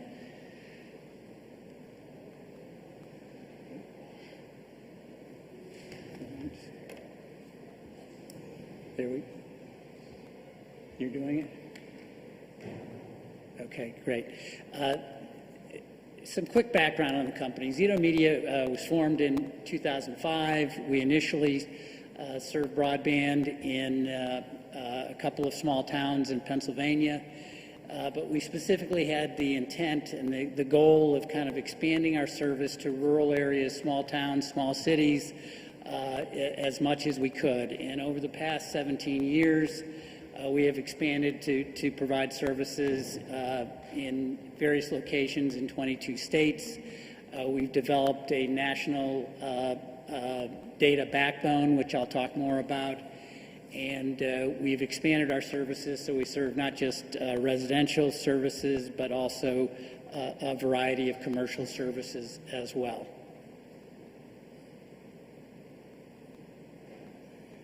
Okay, actually go to the next slide. Okay, so just real quick, this is our national backbone. The links you see connecting cities are 100 gigabits per second. It utilizes a technology, a tried and true networking technology called MPLS, which does a couple things. It allows you to offer multiple services over the same network, and it provides essentially instantaneous failover. So if one side of the network goes down, traffic will reverse and go the other way. If you look at the network, you'll see it's built in a series of rings so that, again, there's redundancy. If one side goes down, it'll go the other way. Our network goes through most of the major internet centers in the country. So we're in New York City, we're in Atlanta, we're in Dallas, San Jose, Seattle, Denver. I don't think I mentioned Philadelphia. We're in Philadelphia. And in those locations, we connect to multiple internet transit providers so that if one goes down, service will stay up over the other, as well as we peer with the major content providers. So we peer with people like Google, Amazon, Microsoft, Netflix, and others. And peering just means that we pass traffic back and forth to them directly at those locations. So the only other thing I would say about the backbone is it presents us an opportunity to insert services really anywhere along the network, and then those services are available throughout the network. So for instance, we have a video streaming platform, which is kind of a new way of delivering video, which is available across the network. We have a telephone switch, which has redundancy built into it. And again, that is available on the network and so forth. So by having kind of one big network, we're able to provide services throughout the network, really just by inserting in a single location. Okay. Just to expand on that a little bit, we also, in some locations, have built pretty extensive what are called middle mile networks. These are more regional networks where you provide transport among a number of communities. So in Pennsylvania, the best example, we have built out a broadband network. Most of the major lines on that network have 400 gigabits of capacity. And it was specifically designed to really serve small communities, small towns, small cities throughout the state of Pennsylvania. With that network, we've been able to provide service to a lot of mission-critical type of customers, if you will. Probably foremost among those is we provide the backbone and actually are currently implementing it, but already provide it for a number of locations. For the Pennsylvania Emergency Management Agency, those are the people that take 911 calls. So those 911 calls essentially are traversing our network. Obviously, very stringent service requirements with that. We also provide service to a number of hospitals. We provide service to over 200 cell towers, ambulance associations, schools, and so forth. With those customers come some extremely stringent service requirements. So for instance, one of our government contracts The reliability requirement is 99.999%, pretty tight. The latency requirement on our cell backhaul is less than 16 milliseconds, so that's about 1/100th of a second of latency is allowed on that network. Jitter, which is the variance of when packets arrive, is limited to 4 milliseconds, and the packet loss on our cell backhaul contract is 0.000001 of packet loss is allowed on that network. So I really only throw those out just to say, you know, we're experienced with running networks that have to have a very high reliability of performance, very high number of, in terms of performance and reliability, and those are things that we are living with 24 hours a day, 7 days a week. We monitor the network very thoroughly and so forth. Okay, in the last 17 years, our industry has really gone from being one that a major part of its business was entertainment and delivering, you know, video services, and to a business that is really focused around its broadband network. And internet has become so key to everything we do today, whether it's our studies, whether it's work from home, whether it's delivery of various forms of entertainment to the home, or you know, video conferencing of some kind and so forth. It has really become kind of a key part of what we do every day. And we have embraced that and really implemented a series of technology innovations in our networks over that time. So probably the primary one to mention here is that with fiber coax networks, which is the type of network we offer to the home primarily, there is a standard called DOCSIS, which was set by Cable Labs. That standard has gone from 1.0 to 2.0 to 3.0. The latest one is 3.1. We have, you know, every step of the way kind of upgraded our networks in order to be able to support that, and we continue to upgrade. And the latest thing that we are looking at in a number of our areas is actually rebuilding the network with fiber to the home, and I'll touch base on that a little bit more later. Okay, we have increased our service capabilities over time. We have a 24/7 call center. We have a 24/7 network operations center. That's the part of our organization that actually monitors the network to see what's happening to all the links. And, you know, if there is a part of our network that goes down, you know, they know right away and notify people. As I mentioned before, we have a national IP network with redundant internet connections.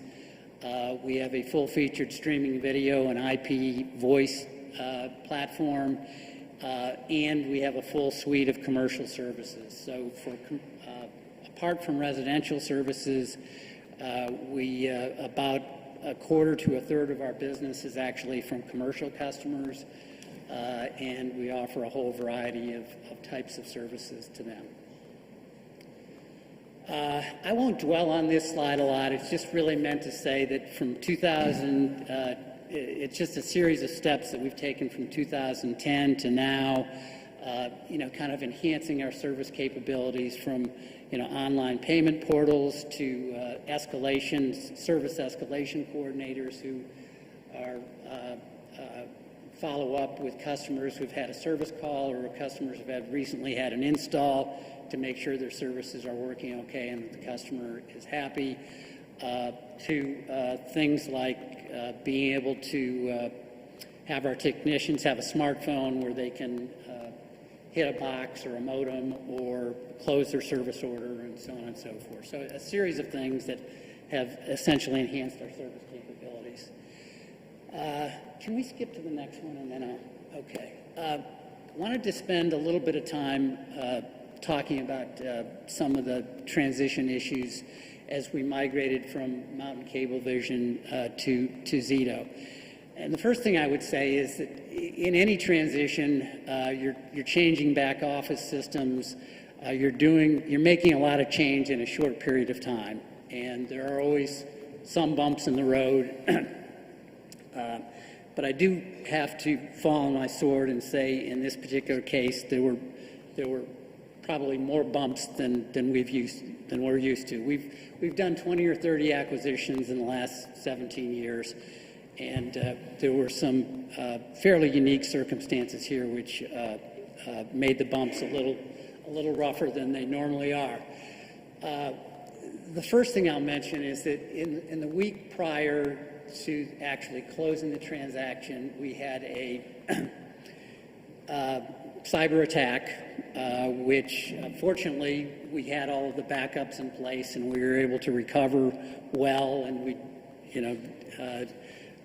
didn't have any real serious damage. We did engage a forensic security company to help us determine what happened and what steps we should be taking in the future. We also engaged a major DC law firm to make sure we were following all the regulatory requirements of things you should do in that situation, and we followed all their advice and so forth. But the main point here is that that cyber attack was obviously, it was a major event for the company, and a lot of the people who were working, who were having to work on the transition issues were also having to deal with the cyber attack. And so I think under the circumstances, they worked incredible hours and they did the best they could. But I do have to admit that it made some of the bumps a little rougher than they normally are, and some of the resolution of the issues took a bit longer than they normally would have. The other thing I wanted to mention was, and I don't want to just stand here as another person kind of whining about the problems with staffing in the COVID era, but we, as practically every other company, have had problems staffing, and we experienced, while we offered everyone employment from the prior company, we had a significant amount of turnover, and filling those positions and keeping those people has been difficult. And we've had a difficult time keeping the office open. Our intent is still to have the office open, but finding staffing has been a challenge. On the technical side, we've also had issues with staffing. So what we've had to do is bring people from other areas in the company to kind of help get the work done, as well as hiring some contractors to help get the work done.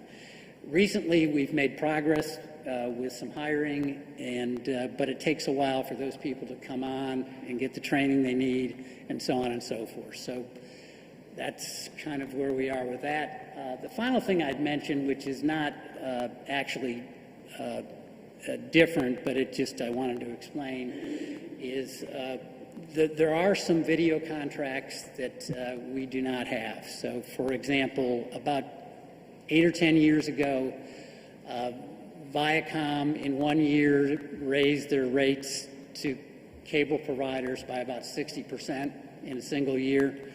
We made a decision to stop carrying their programming, and we've not renewed that contract since then. So there were a series of channels that were previously on the network that we just don't carry. I want to step back and just say one thing about the video business, which is it is a business that we continue to support, but it's not a business we make any money on anymore. We actually do what we can to kind of make sure customers are aware of all the video options they have. We provide a service.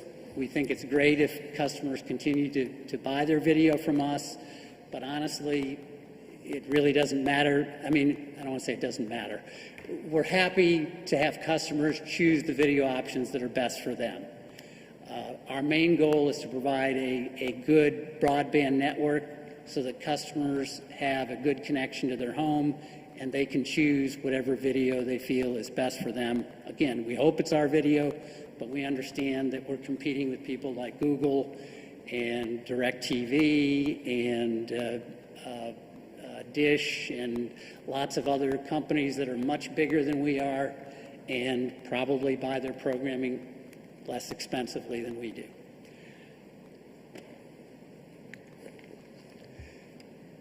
Okay, actually, let's go back two, and then I'll come back to that one. Okay, sorry. Okay, this, I wanted to show you a diagram of our middle mile network that serves the area. Those two diagrams are identical with actually just one difference. So describing the network is we have connections that go from Burnsville to Asheville to Waynesville and back to Burnsville. So it's basically a ring that connects those areas. And if there's a failure on any side of that ring, traffic will reverse, go the other way. So there is redundancy. It's route diverse. So there, I mean, it is possible to have a failure on both sides at the same time, but very, very, very unlikely. From Asheville, we have redundant connections and diverse connections to Atlanta, which hook up to the backbone, national backbone I talked about before. All of those connections have the technical capability, which is shown on the left, of 100 gigabits per second.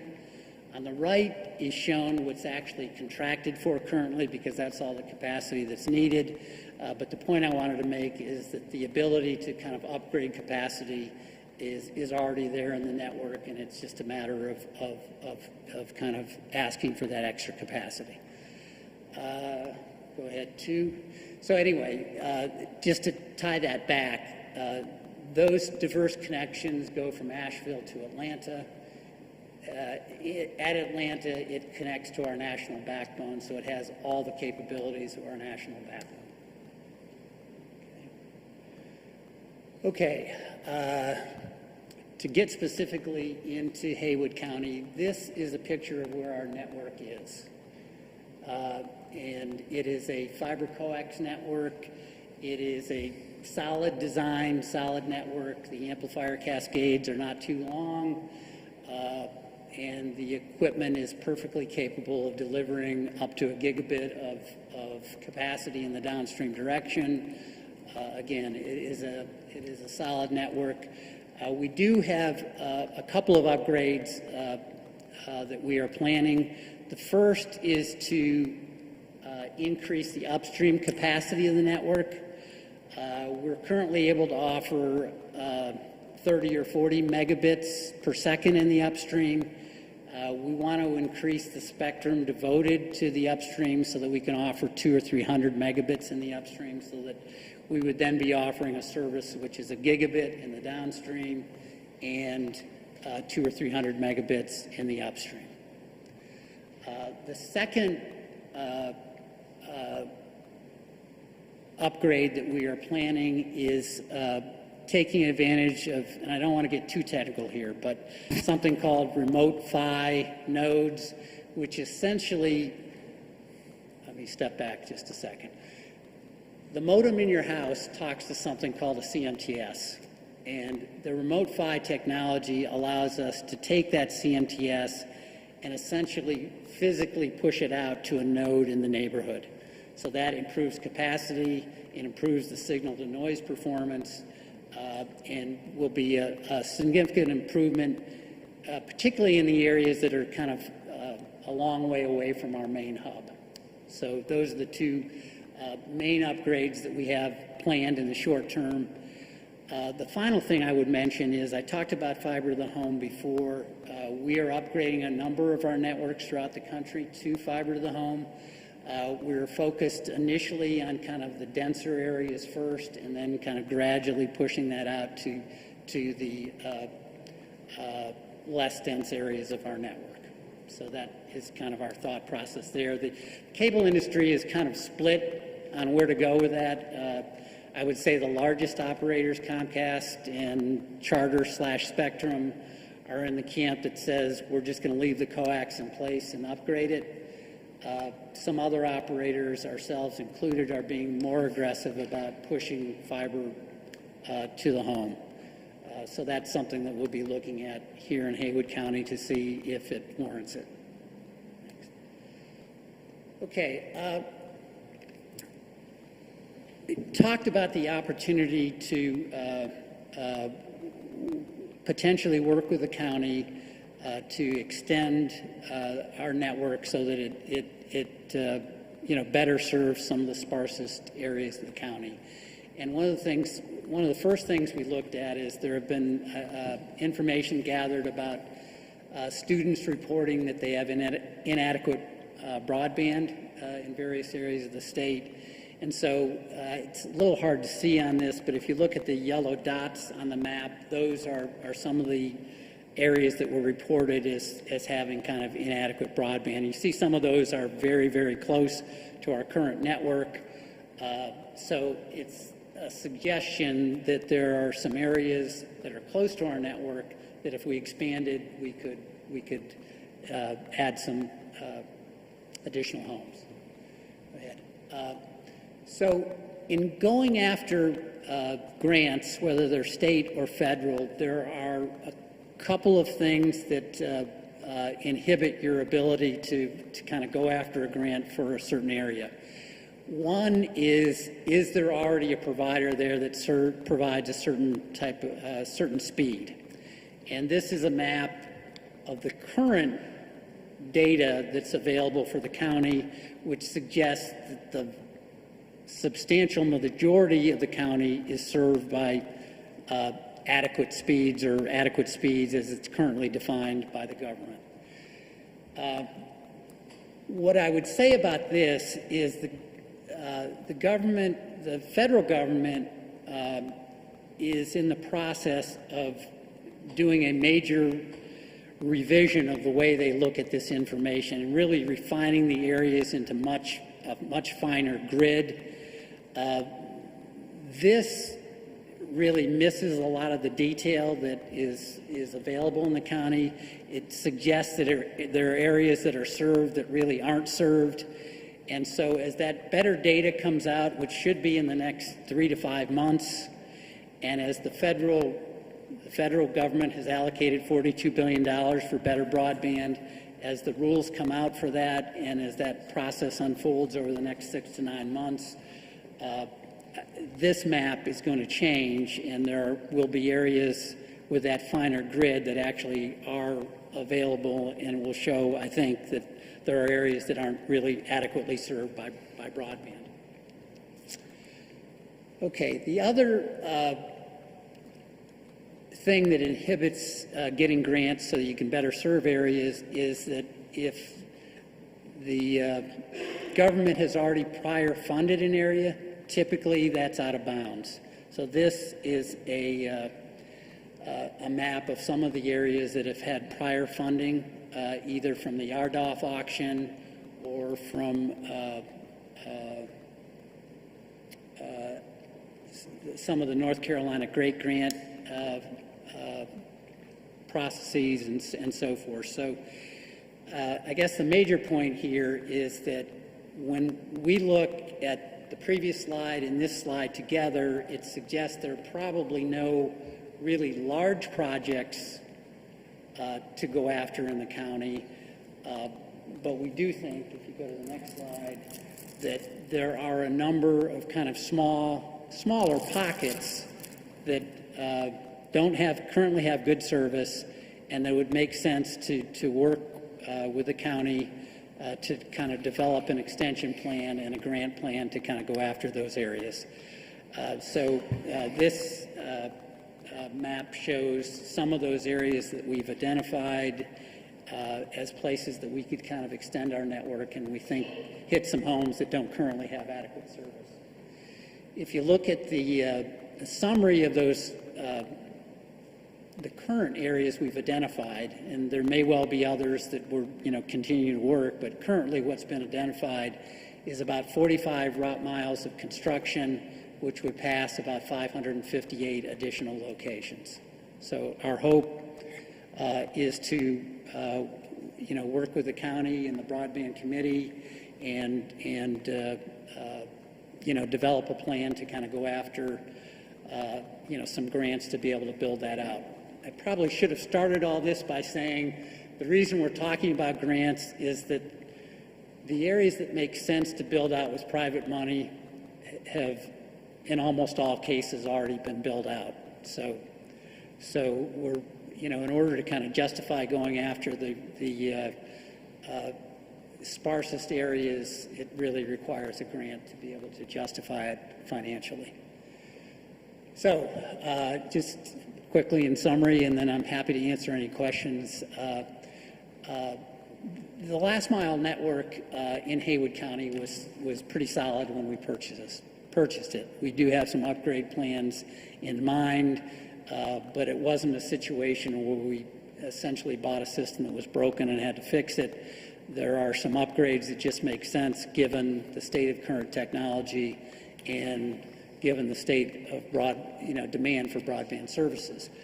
I think we add, in addition to the assets that Mountain Cablevision had, we add a strong national backbone. We have put in place a strong middle mile network here in Nebraska, or Nebraska. I was in Nebraska last week, sorry. In North Carolina to serve this area. As I mentioned, we are planning some upgrades to the last mile, and we are working as diligently as we can to figure out ways to extend the network to better serve the outlying areas of the county. With that, I'd be happy to try to answer any questions you might have. Jim, I got a question from a constituent. I think they'd seen the agenda and want me to ask you, they live up Burnet Cove, Foxes. The lady said feel free to use her name, but they want to, what's your process of getting lines run to individual homes? And she said they were having a hard time getting a hold of people. They've been telling them trying since the 1st of June to get them scheduled, and the service folks have not shown up from your company. Is there... Okay, so this is somebody who wants to get service and has not been able to get installed? Pardon me, you'll have to speak into the microphone. I'm sorry. This is somebody who wants to get service and wants to get installed, or somebody who has service and has a problem? They're wanting it run to their home, and they've been promised that the service tech would come out since the 1st of June. They said they've waited, and they've scheduled them, and they've scheduled the work done, but they never show up. Okay. If I can, I don't know, if I can get the name of that person, I will make certain that we follow up. And I'll get with you here after the meeting. That'd be great. Hey, Jim, I have Zito myself, and it's working great, no problems whatsoever, so I appreciate y'all and appreciate your service. I'm like Commissioner Long, though. I have had 2 individuals or 2 constituents contact me in the last week. Again, they may have seen the agenda once it come out, but one of them, for example, lives within a rock's throw distance of where you have service now. Is there any plans in your upgrades to upgrade the lines or fix them to where you can expand them? He lives in a housing development, for example, at Midway Crossing, and he says there's 7 or 8 homes in that area that's begging for some kind of good internet service. So that's one, and another one is up Little East Fork, up Lake Logan. So I don't know if you can speak to that or not. Both of them, like I said, live within a short distance of internet service now. So. Okay, yeah, I'd have to look at each situation individually. If I can get the areas and so forth, I'm happy to make sure we get an answer back to you right away. I should mention, with coax, coaxial cable is a great technology, but it has fairly high signal loss, and so you have to amplify it every so often, and you can only go so far with that before you kind of run out of juice. So we have to be careful not to extend the network. That's, as opposed to fiber, which has very low signal loss. So one of the advantages of fiber is that you can just run it a lot further without having signal level problems. So, but we certainly, if you have some areas that you'd like us to look at, we're happy to look at them and so forth. I should mention that since in the 3 or 4 months we've been operating here, our subscriber base has actually increased by about 5%. So while we did have some bumps initially and we've had problems staffing and getting the work done, we've actually had a pretty solid increase in the number of customers over the last few it's hard to get help right now all across the board. But do you have a phone number? You may not want to stay for this whole meeting, but do you have a service number that these folks could call you? Or Yeah, absolutely. Let me just give you my cell. It's 814-331-5911. 5911. 5911. That may have been a mistake, but I was thinking that. I'm just kidding. I've done it many times before, so I don't know if I repeat you may experience what we do. I'm well aware of the risk.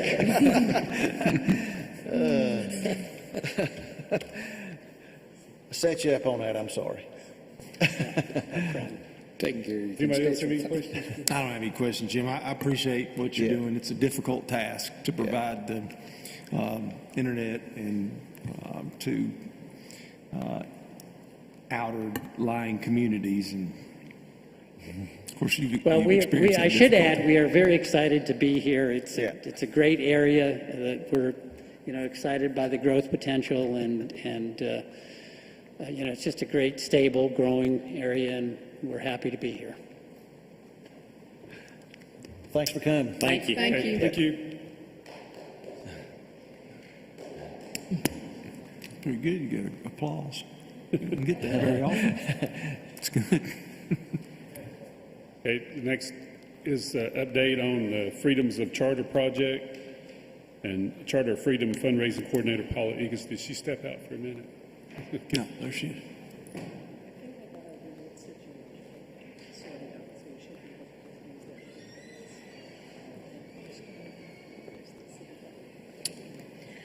Yes, I'm going to be representing the Charters of Freedom conversation today. Paula did step out. Her name was on your list, but I'll identify myself. My name is Effie Atkinson, and I appear to be a person of one standing here, but I'm not. I'm a person of many that are behind me.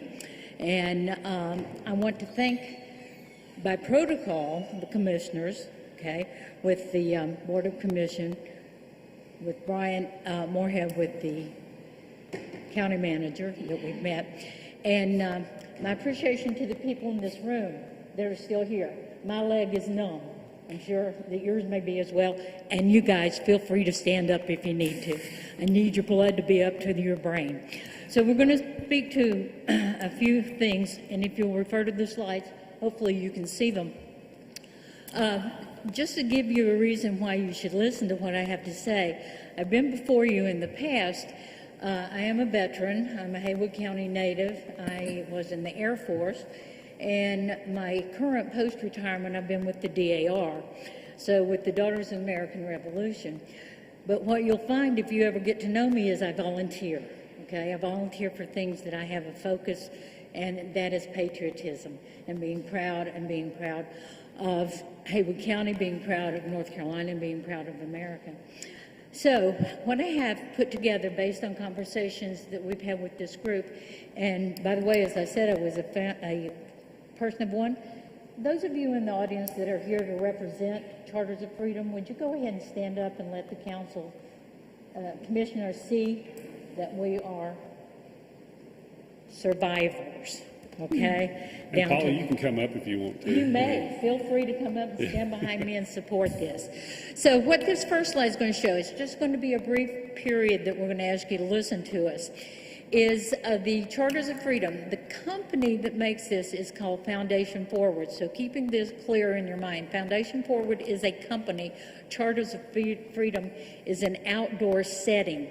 Now, in the past, there was some misspoken words saying that this is free. Just like Mr. Rick Lanier that spoke in the beginning of today said his project was free. okay? And we clearly know nothing is free. Just being here talking to you, your time is paid by the county, so nothing is free. We got that clear at our last meeting. But this program is a pay it forward. So for those of you that are not familiar with the project, Foundation Forward came to us because we asked them to. Paul and I, along with Rick at the Veterans Council, were looking for a patriotic project. And this project had been here before and never gained footage. So we've asked them to come and talk to us. So we are looking at, if you look at my slides, step one. The initial engagement was we approached them. We said we need a patriotic project that we can get behind that will help our county, that will help our state, and will help our country. So as a grassroots movement, you will see from March through September, we have talked with our veterans, our service organizations, the public, the newspaper, anyone that would listen, and we have got dynamic motion and movement saying, let's move forward with trying to bring this to Haywood County. We brought it to you, the commissioners, the Board of Commissions, and new program for you, so you did your due diligence, you started listening to what we had to say, questioned some things, gave you a shading there of orange because you didn't have enough information at that time to make a meaningful decision.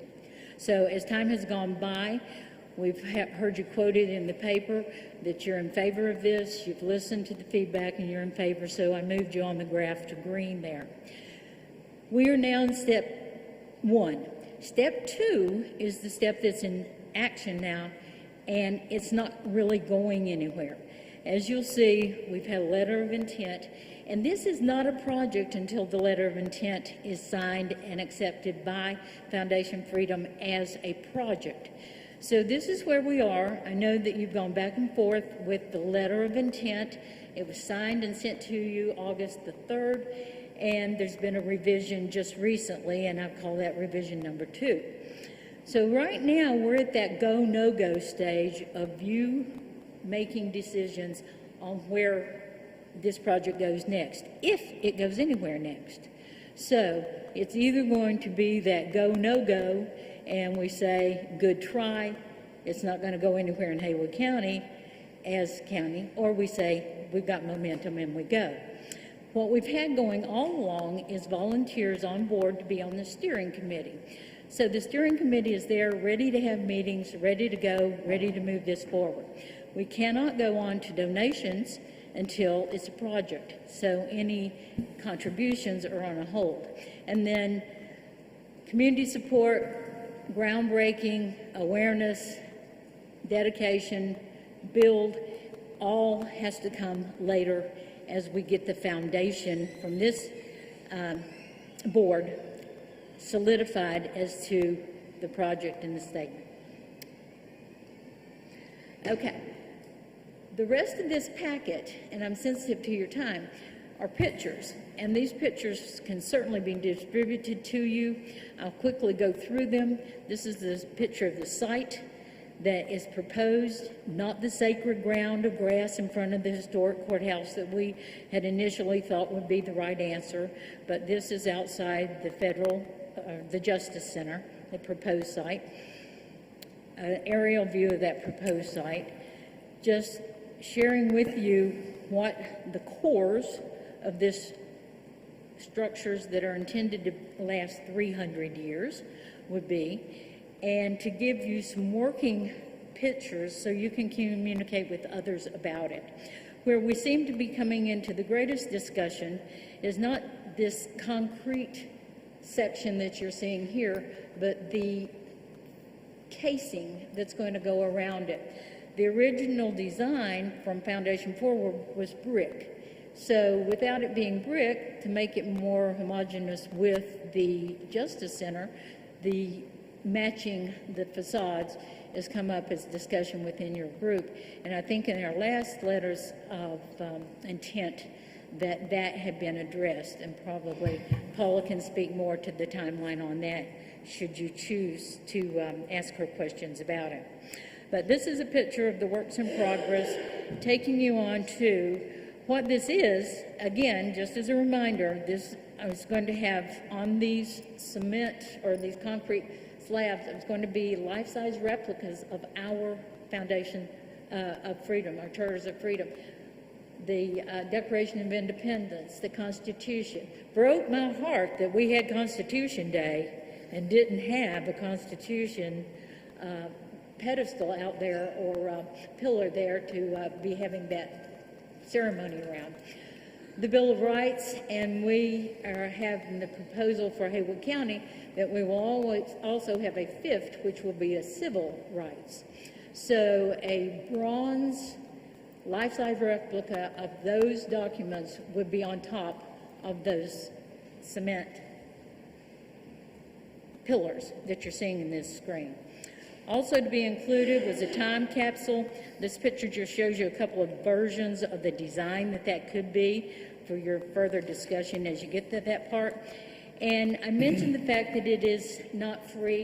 It is going to need to be paid for by donations. So donations can come from sponsors, donations can come from citizens, people, whoever wants to buy a paver in honor of someone or in memory. So we would be, speaking from DAR now, we would be working with you and the organization to move forward in the fundraising and having these bricks, pavers for the Field of Honor would be a component that we would work in. This slide you may not have seen anywhere else. It's showing Albemarle at night. It shows their Charters of Freedom illuminated. So our proposal for Haywood County would have them lighted as well. That's from their downtown cam. The rest of this set is just examples of what the outdoor setting could look like as it's reflected in other towns and counties that have them installed. So this is Columbus, North Carolina, and I'm not going to necessarily take your time tonight because it's getting late going through each of these, but you do have these slides available showing you some of the different casings, the different architectural designs. We have spoken to an architect to see if we can get some pro bono work to get a drawing visualized, to give us a visual idea of what it would look like here for Haywood County. And these are just some of the reference slides, some use models, as in this, a Constitution type pageant in the background. So I quickly go through all of this to loop you back to possibly the first slide, which takes us to our timeline, where we are, where and how long we may stay at this, and what you foresee a timeline for us moving forward. Okay, Paula, do you have something to add? Any questions? Mostly questions. We have spent hours, and I mean hours, talking to bankers. We've gone up and down Main Street. We've talked to the bankers. We've talked to the merchants. We've talked to Elizabeth Teague. We have done everything that Chairman Ensley has required of us to do, to talk to people. We have gotten pro bono work from a landscape architect. We have done everything we've been asked to do. And you have graciously met with us and gone through the letter of intent. We really appreciate it. We need a yes to go forward, and we need you all to talk to Foundation Forward. It is a contract between you and Foundation Forward. We simply need to raise all the money. And that's what we're here to tell you, is that we're here to help you achieve the goal. If we are a Constitution city, I think Tommy Long mentioned that. If we are standing on our principles, and I think Brandon said, in God we trust, I think these pedestals would add a tremendous amount to our county, for our children, our veterans, and for everyone. And the Historical and Genealogical Society rep is here, and we have, on our steering committee, we have the school superintendent. We have a lot of folks who are really interested in seeing this done. Please help us move this forward. We need your vote, that you will accept at least your changes that you made to the LOI, and that hopefully promptly you will work with Foundation Forward to get to a yes. We're looking for a yes. Okay, we'll be voting on that right in the agenda. So, does anybody have any questions for? Oh, I'd like to thank y'all for coming. I went out to Cherokee County 2 years ago, I guess, my wife and I, and Vance Patterson made a great presentation on the Charters of Freedom. And I think, am I correct in saying there's 67 counties in North Carolina that have them? I'm not really sure yet. I do know he being from North Carolina, obviously he has the passion for us getting priority. When we started this back in April, we were number one on their list of wanting to move forward with it. Yeah, it's a great thing. Our county manager went and visited some of these sites, I guess 3 weeks ago now, and yeah, they're really checking out the architecture and what would match the architecture here on our campus. So, yeah, thanks for coming. Okay, is anybody else? And I appreciate the citizen involvement in this because that's what it's going. That's what it takes. We appreciate that. Any advice on next steps for us other than wait? It's on the agenda this evening. Okay. We'll talk. We're going to talk about it here shortly. Just hang around for another couple hours. Just hang on a little while. Okay, thank you very much. Thank you. Thank you.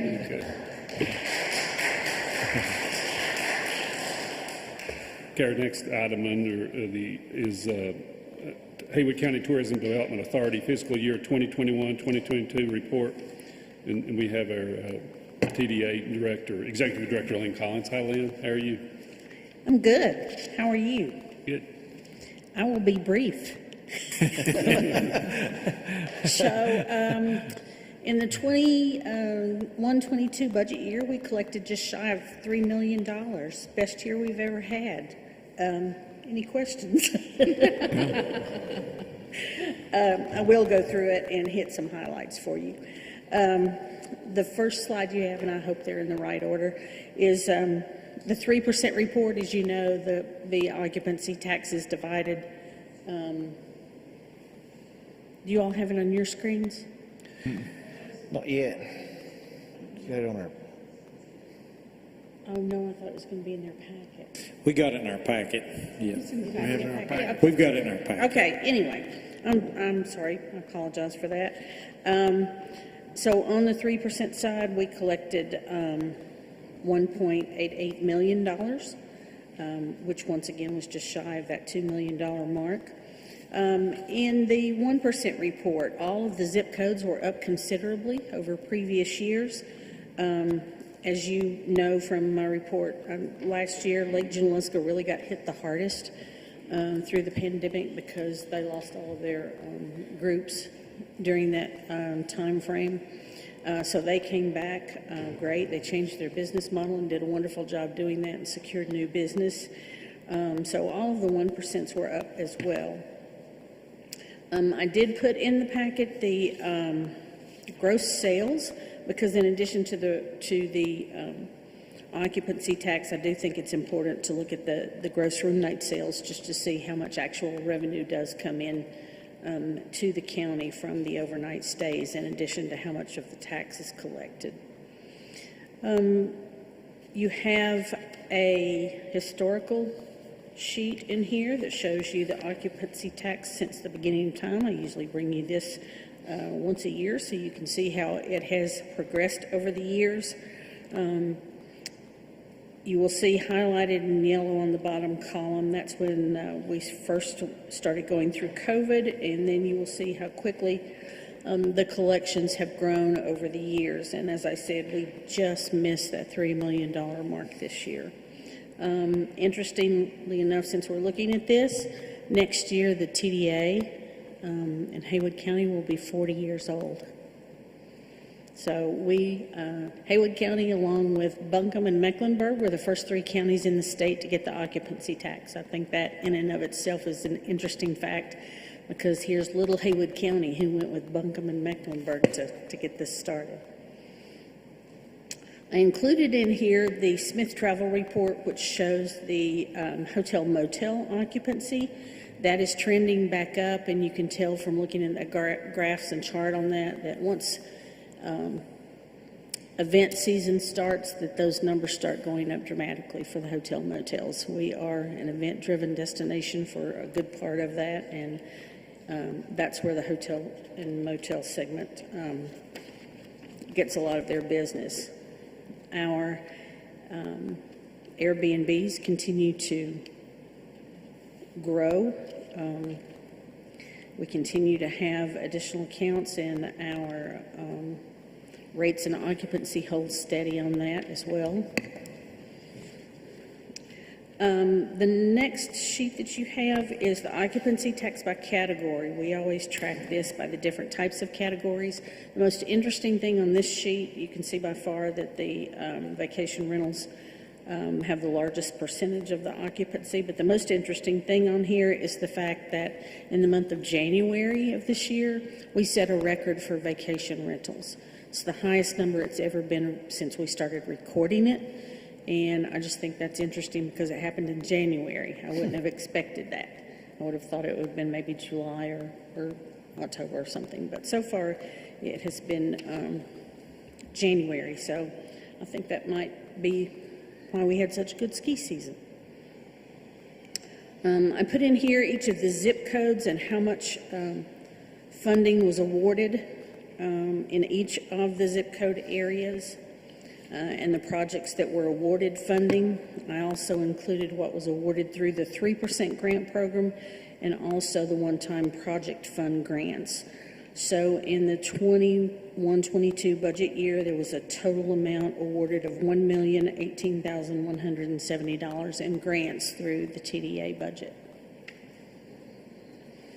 I included in here for you the new campaign that we have started. Pre-COVID, we were using a Hey Now campaign, and that campaign was extremely popular with our consumers. Then once COVID hit, we stopped all of our advertising for a while, and then we came up with an Embrace Unusual campaign that was popular during the pandemic. So as we started to come out of that, we wanted to go back to Hey Now 2.0. And so our tagline now starts with, "Hey, would you like to?" So all of our taglines in our advertising have that phrase in it. Hey, would you like to hit the trail? Hey, would you like to make some memories? Hey, would you like to hang out with our gang? So that is proving to be very popular as well. And then the final sheet that I have in there for you is something that I always bring to you on an annual basis, and that's the 2021 economic impact of travel in Haywood County. The expenditures were $323 million, which was an increase of 48.9% from the previous year. Payroll in millions was $79.5 million. I think a couple of interesting things on here is the fact that our employment numbers in tourism went up this year. We've held steady for a number of years at about 1,700 employees in the hospitality industry in Haywood County, and this year it went up to 2,001 employees. And I think that's interesting since everybody's had so much trouble finding help. So we went from 28 to 22 in the state for tourism expenditures, and the tax savings per resident, $397.11. So by having tourism in Haywood County, that's how much tax savings everyone has. And then local tax receipts is $11.9 million due to the tourism in the county. So I went through that quickly, but if you have any questions, please ask any of the three board members that are here. Just a comment, I serve on the Smoky Mountain Event Center board, and one of your employees, Ben Wilder's there, and he shared with us some information the other day. You have the trackability, ability to track visitors, and it was amazing. That facility saw 154,000 people visited that facility last year, and just incredible. And the ability to track people coming and going out of the county that you have, and be able to compile that data, it just shows for our facility, it kind of shows the economic impact it's had on the county. That one particular facility, it's a destination, and a lot of people come and go, and that program evidently has the ability to block out like repeat visitors, like maybe employees or people. Yes. You know, It only tracks people that come in from outside of a 50-mile radius. Right. So you know, that's very interesting. And we have that report on a countywide basis, and then we have it for each zip code, and then we can even narrow it down for, well, like you said, the Smoky Mountain Event Center, or we can look at it for events and festivals at the Maggie Valley Festival grounds, the ski area. So we can go in and put those parameters on that program and be able to pull all of the data from that on all kinds of different things. It's good data to have, and our marketing agency uses that to help place our advertising.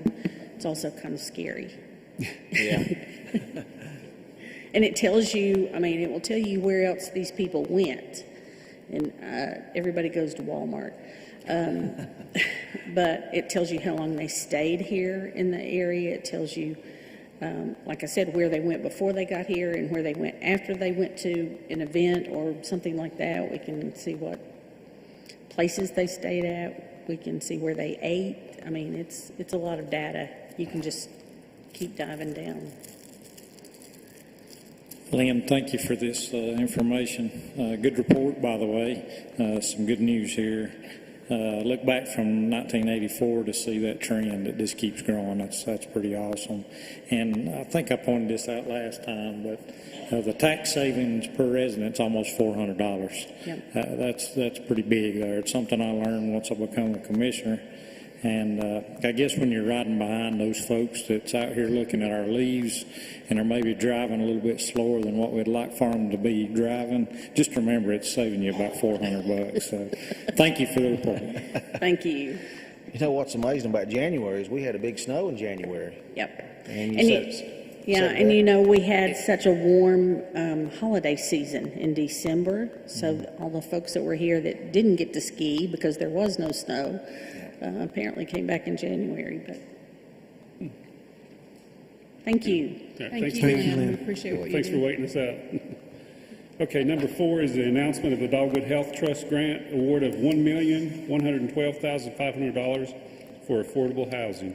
We have our Community and Economic Development Director, David Francis, to talk about that. Hey, Dave. Good evening, Commissioners. Hey. As I've told you all before, I feel like I'm a lucky man to have the job that I do, to get to bring some good news into the room. Last spring, Dogwood Health Trust released a grant opportunity to help address affordable housing. County and towns were able to leverage American Rescue Plan funds, dollar for dollar grant.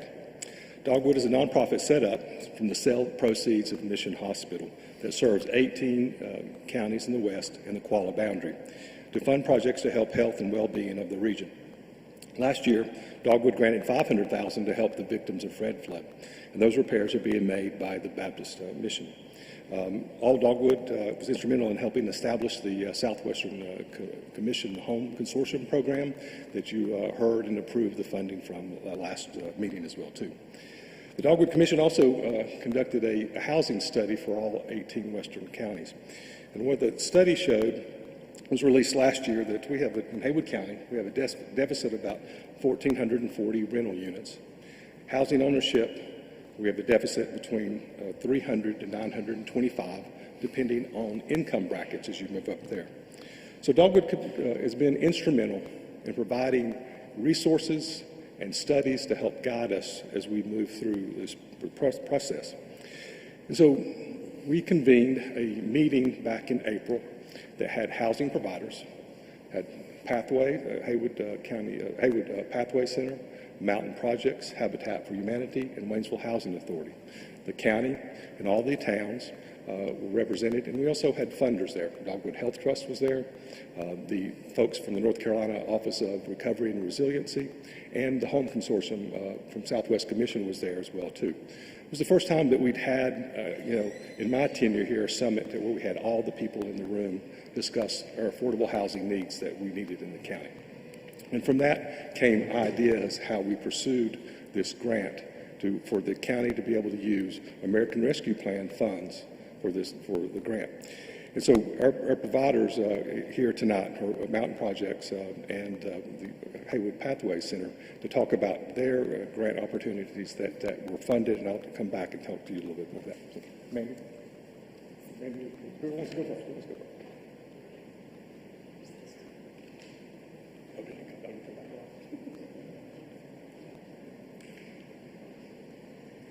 Good evening. I'm Mandy Haycock, saw you the other day. There, is that better? Okay. So I'm grateful to be here to say thank you to you all for the support of Haywood Pathway Center and our implementation of transitional housing at Haywood Pathways. That means that we'll be able to provide temporary residence for up to 24 months for a family, 2 men and 2 women. And so that will continue to include continued intensive case management and wraparound services to be able to help these folks further stabilize their lives. So where does transitional housing fit in our continuum of housing model? Emergency shelter stabilizes a crisis, which is the majority of what Pathways does. And while some people can move directly from emergency shelter successfully into permanent housing and stay there, not everybody can. And so having the option of transitional housing offers an intermediate option for some people who either need or want some extra time to have some additional support and to get into permanent housing from organizations such as Mountain Projects. So there's countless stories of why this is important. I will only tell you a couple in the interest of time. One person, Jim, so he came to us and he graduated our program Christmas Eve of 2018. For 4 years, he stayed in his own house. He worked at HVO the whole time. He still works at HVO 4 years later. The only reason that he is homeless is because the apartment he was renting in Canton, the people above him ran the tub so long that it flooded and it pushed his ceiling down. He had 30 days to find a place to live, which was impossible. And he ended up calling us and asking if he could return so that he could have somewhere safe to be while figuring out what to do next.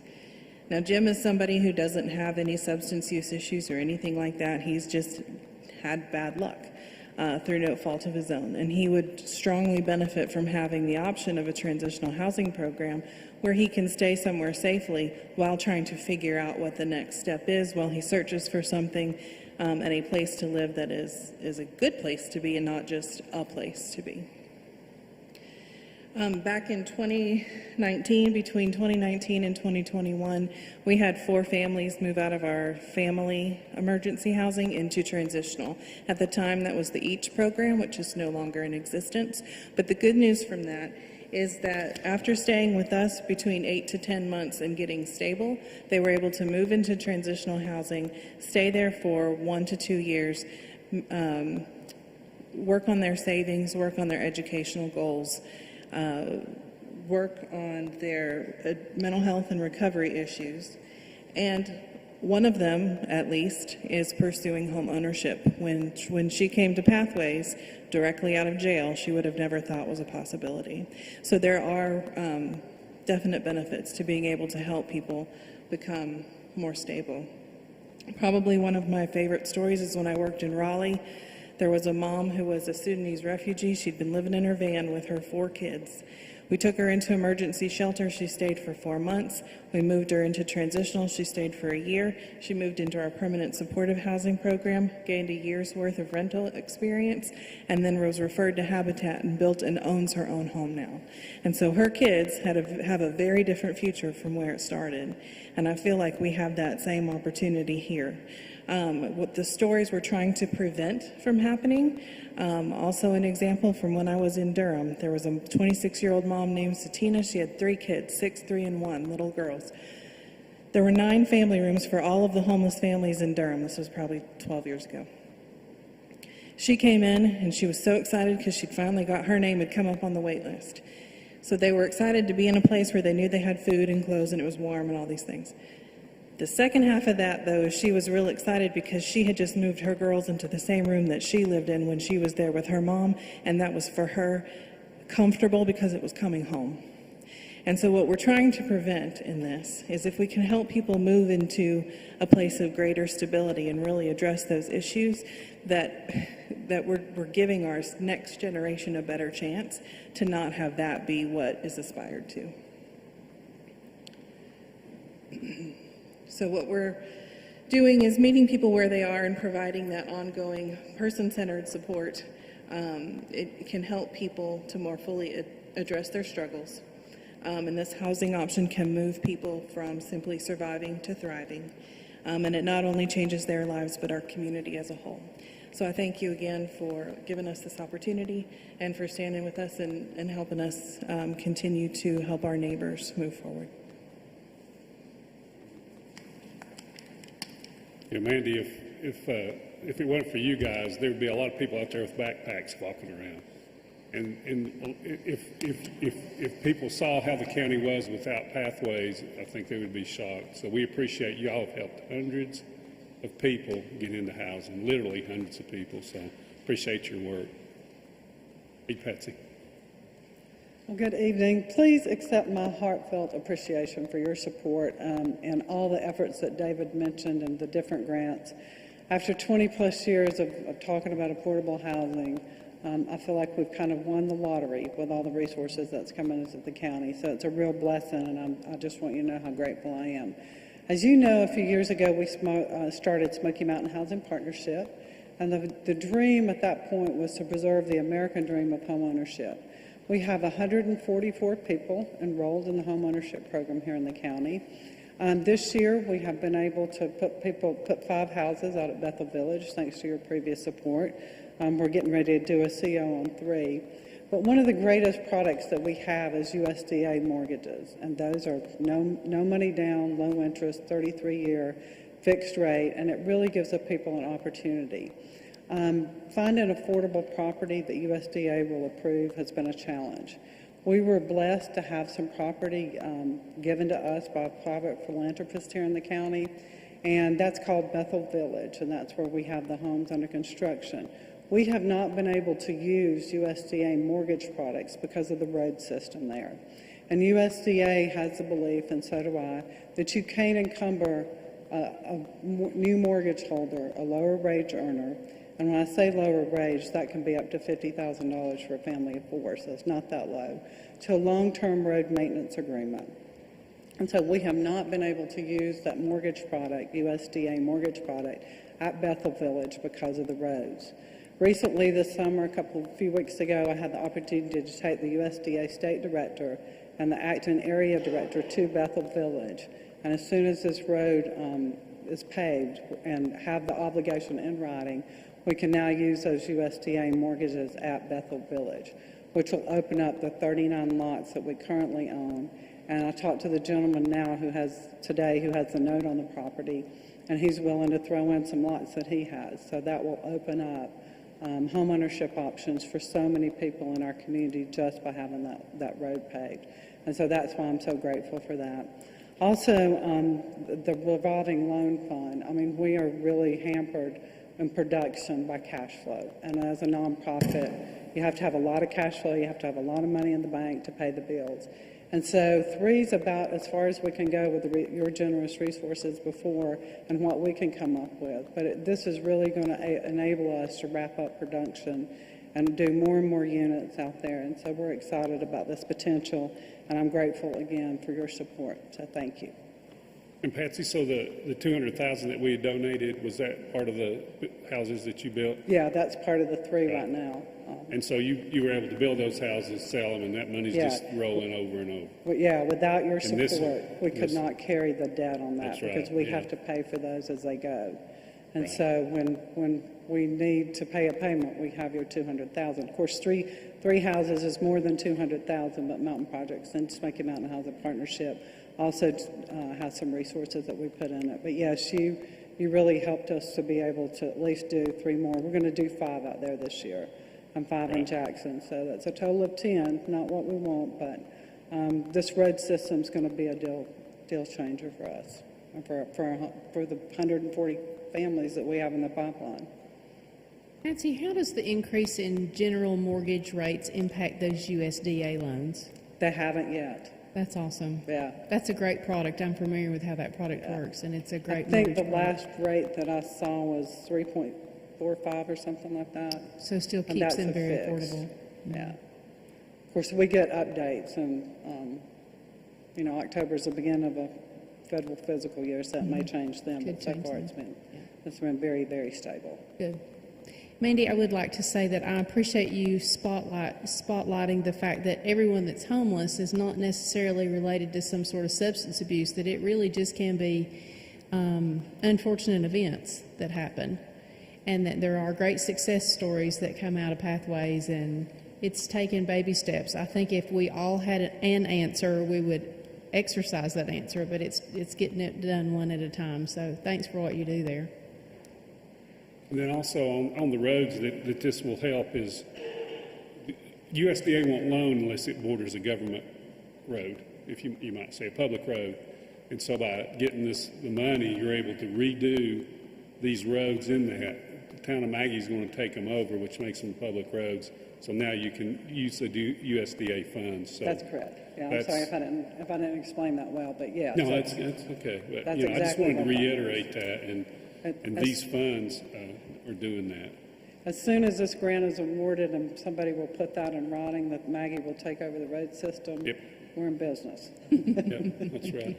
And David, I think you told me that this was a bold ask for the Dogwood Trust. I think they told you that, but it paid off, and I appreciate your work on this to get that done. He said it was the most ambitious proposal that they received. And when we're discussing this matter, and one of the things that I didn't want to see happen was that we have funding that comes through here, and then we turn around 5 years later and going, we don't have any more funding. And as you all set the precedent for when the $200,000 was granted to Mountain Projects to put in the revolving loan fund. So what can we do with $1.5 million? Habitat for Humanity, Ron had to leave. Habitat can build a house or two at a time. With this revolving loan fund, they're going to be able to develop 4 to 5 houses at a time. And with the North Carolina Office of Recovery and Resiliency money coming along as well, teaming up with this, Mountain Projects, working on Bethel Village, it'll also give us the ability to start in Harkins as well too.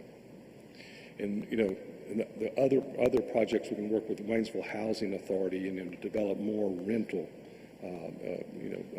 facilities and places as well too.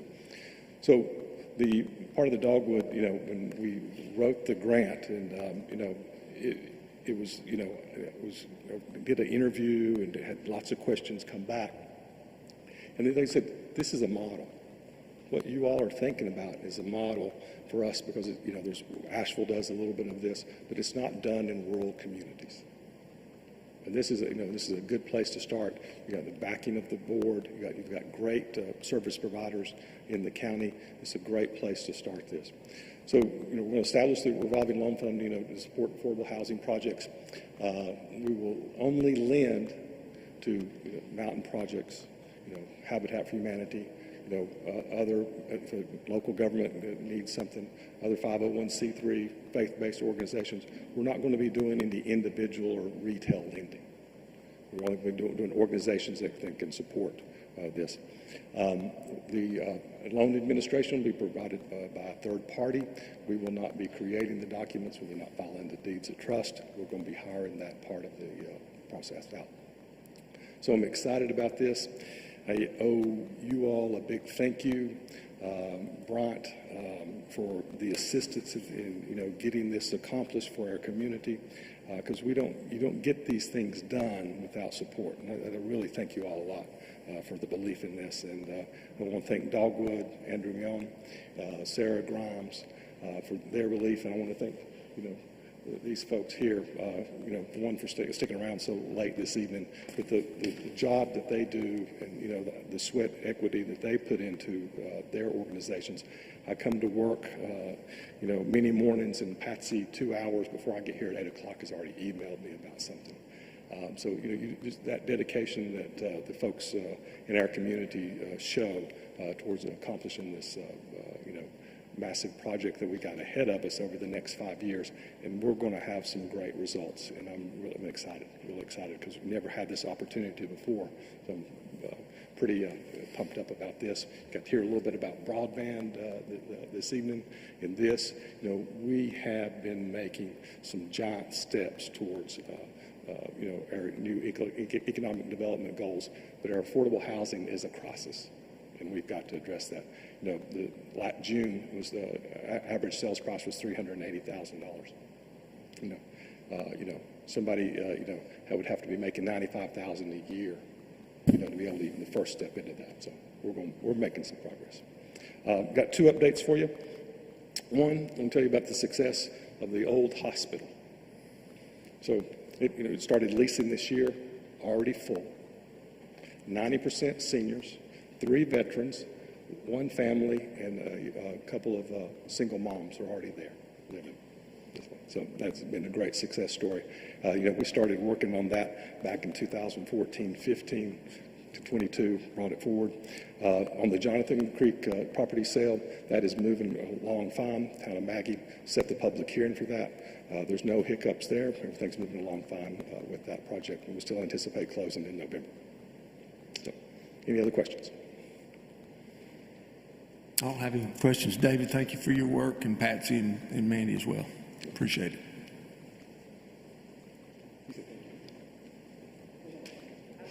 That wasn't the final word. Kevin gives the final word. I was just thinking. I wanted to see the completion of the hospital, and it was full before it was finished. So I'd have to go make friends and knock on somebody's door. Yeah, so it turned out really good. It's good, isn't it? Really good. Yeah. All right, thank you. Appreciate it. Thank you, David. Okay, we'll move on to discussion adjustment agenda. I do not have any. Does anyone have anything? No, sir.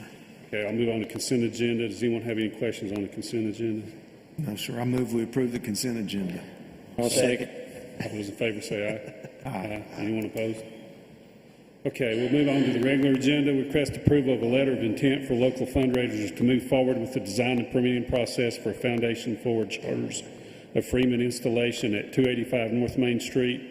Charters of Freedom fundraising coordinator Paul Ickes is here, but we have the letter in their packets. Does anyone have any questions about that? Is that the final revised letter, and you, Frank, and Bryant are okay with that? Yes, sir. We spent better part of a day and a half crafting it, making sure that it will work for our particular project. Okay. I'll make a motion we approve that item on the agenda for the Charters of Freedom. I'll second. All those in favor, any discussion? All those in favor say aye. Aye. Okay, anyone opposed? No, that's unanimous, Paula. You're good to go. Okay, item 2 of the regular agenda is to request approval of a resolution delegating refund authority for overpayment of excise tax. Less work for you, more work for them. Okay. Does anyone have any questions on that? It doesn't return recording fees. We get to keep the recording fee. We get to keep the recording fee if they mess that up, so we get the $26. But if they've overpaid the excise tax, then we have to refund it. We had to refund it anyway. This is just done by them instead of you. Okay. I'm just curious if Frank feels okay. I mean, that's probably the shortest amount that he's spoken about something in quite some time. So my understanding is that there may be some slight meal available backstage during the closed session. They didn't raise any stupid children at the Queen household. Okay, I'll entertain that motion. So moved. Oh, who moved? I'll second. I'll move. You moved. I got to get something to eat. Wait 1 second. Okay, I move to approve Frank's resolution. I'll second it. I'll second it. No, you second it. Okay. All those in favor say aye. Aye. Okay, that's unanimous. Okay, number 3 is to request approval of construction easement between Haywood County and the town of Waynesville at North Carolina 209 Crabtree and Walnut Ford Road. We have our Assistant County Manager, Chris Boyd, to talk about that. Hey, Chris. Good evening, Chairman, Commissioners. I'd like to request approval of the easement for the town of Waynesville as a temporary construction access for the upgrades to the water treatment and sewer treatment plant at Walnut Ford Road. If you read the document, you see it has a varying width, nothing specific, based on a section of road that has to be constructed by the town of Waynesville. I spoke with the town today. They have chosen a contractor for their project, are working on some final details of that contract, and expect to be starting on this road project sometime in early November, pending permit approvals from NCDEQ. This doesn't, Tommy, your board's okay with this? Yes. Is there a lease with your board for the halt, for this area? And they're okay with that? It's not going to be a problem with the lease? The lease is for the entire facility, the entire acreage, okay? And this just goes across down next to the, next to the creek. Yes, the board, we discussed it, and, it's county property, and anything we can do to help the town of Waynesville understand they can't carry their heavy equipment over the existing bridge. So they're kind of between a rock and a hard place. And again, it's temporary until, when they get their construction complete, so. Okay. Okay, I'll entertain a motion. We approve item 3. So moved. Second. All those in favor say aye. Aye. Okay. Item number 4 is to request approval of a budget amendment, emergency management, $78,597 to appropriate fund balance for PILT allocation received on June 2022 to be paid out of fiscal year 2023. PILT allocation is for the calendar year 2021 and calls for fiscal year 2022 PILT revenue.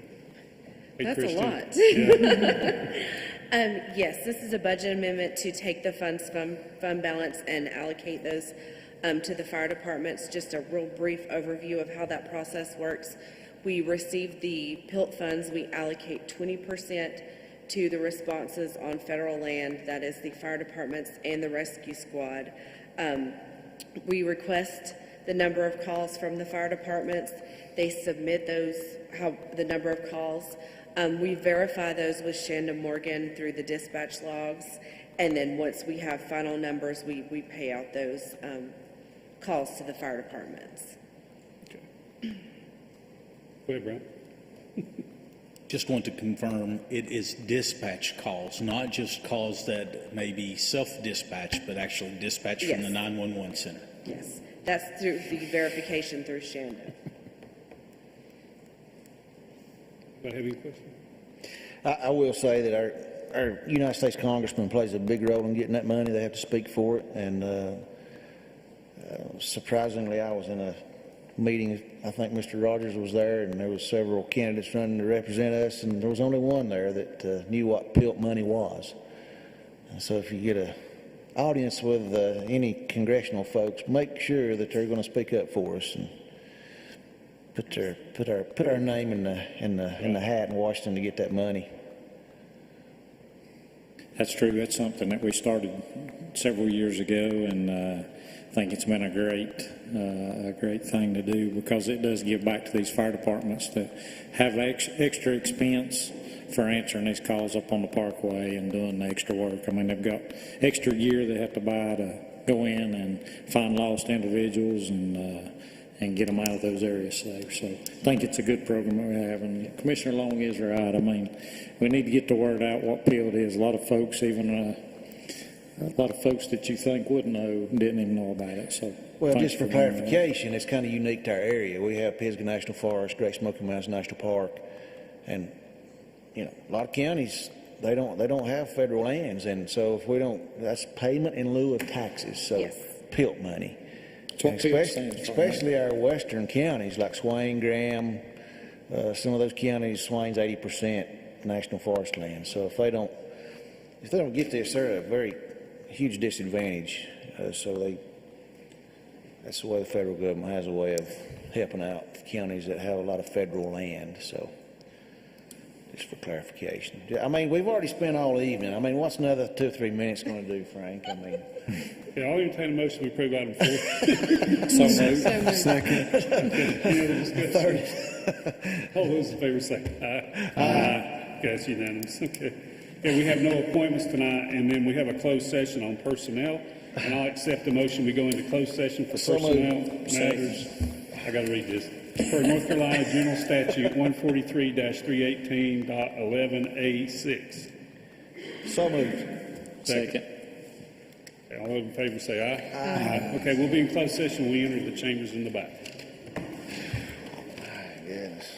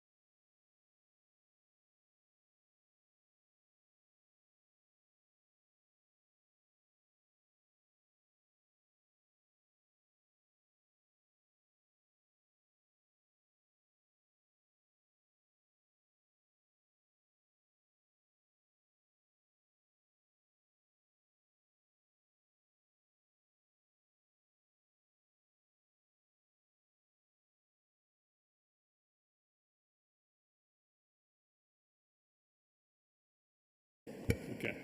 Okay, we returned from closed session. Does anyone have anything before the board? Hearing nothing, I'll entertain a motion to adjourn. So moved. Second. Okay. All in favor say aye. Aye. Okay, we're adjourned. Thank you.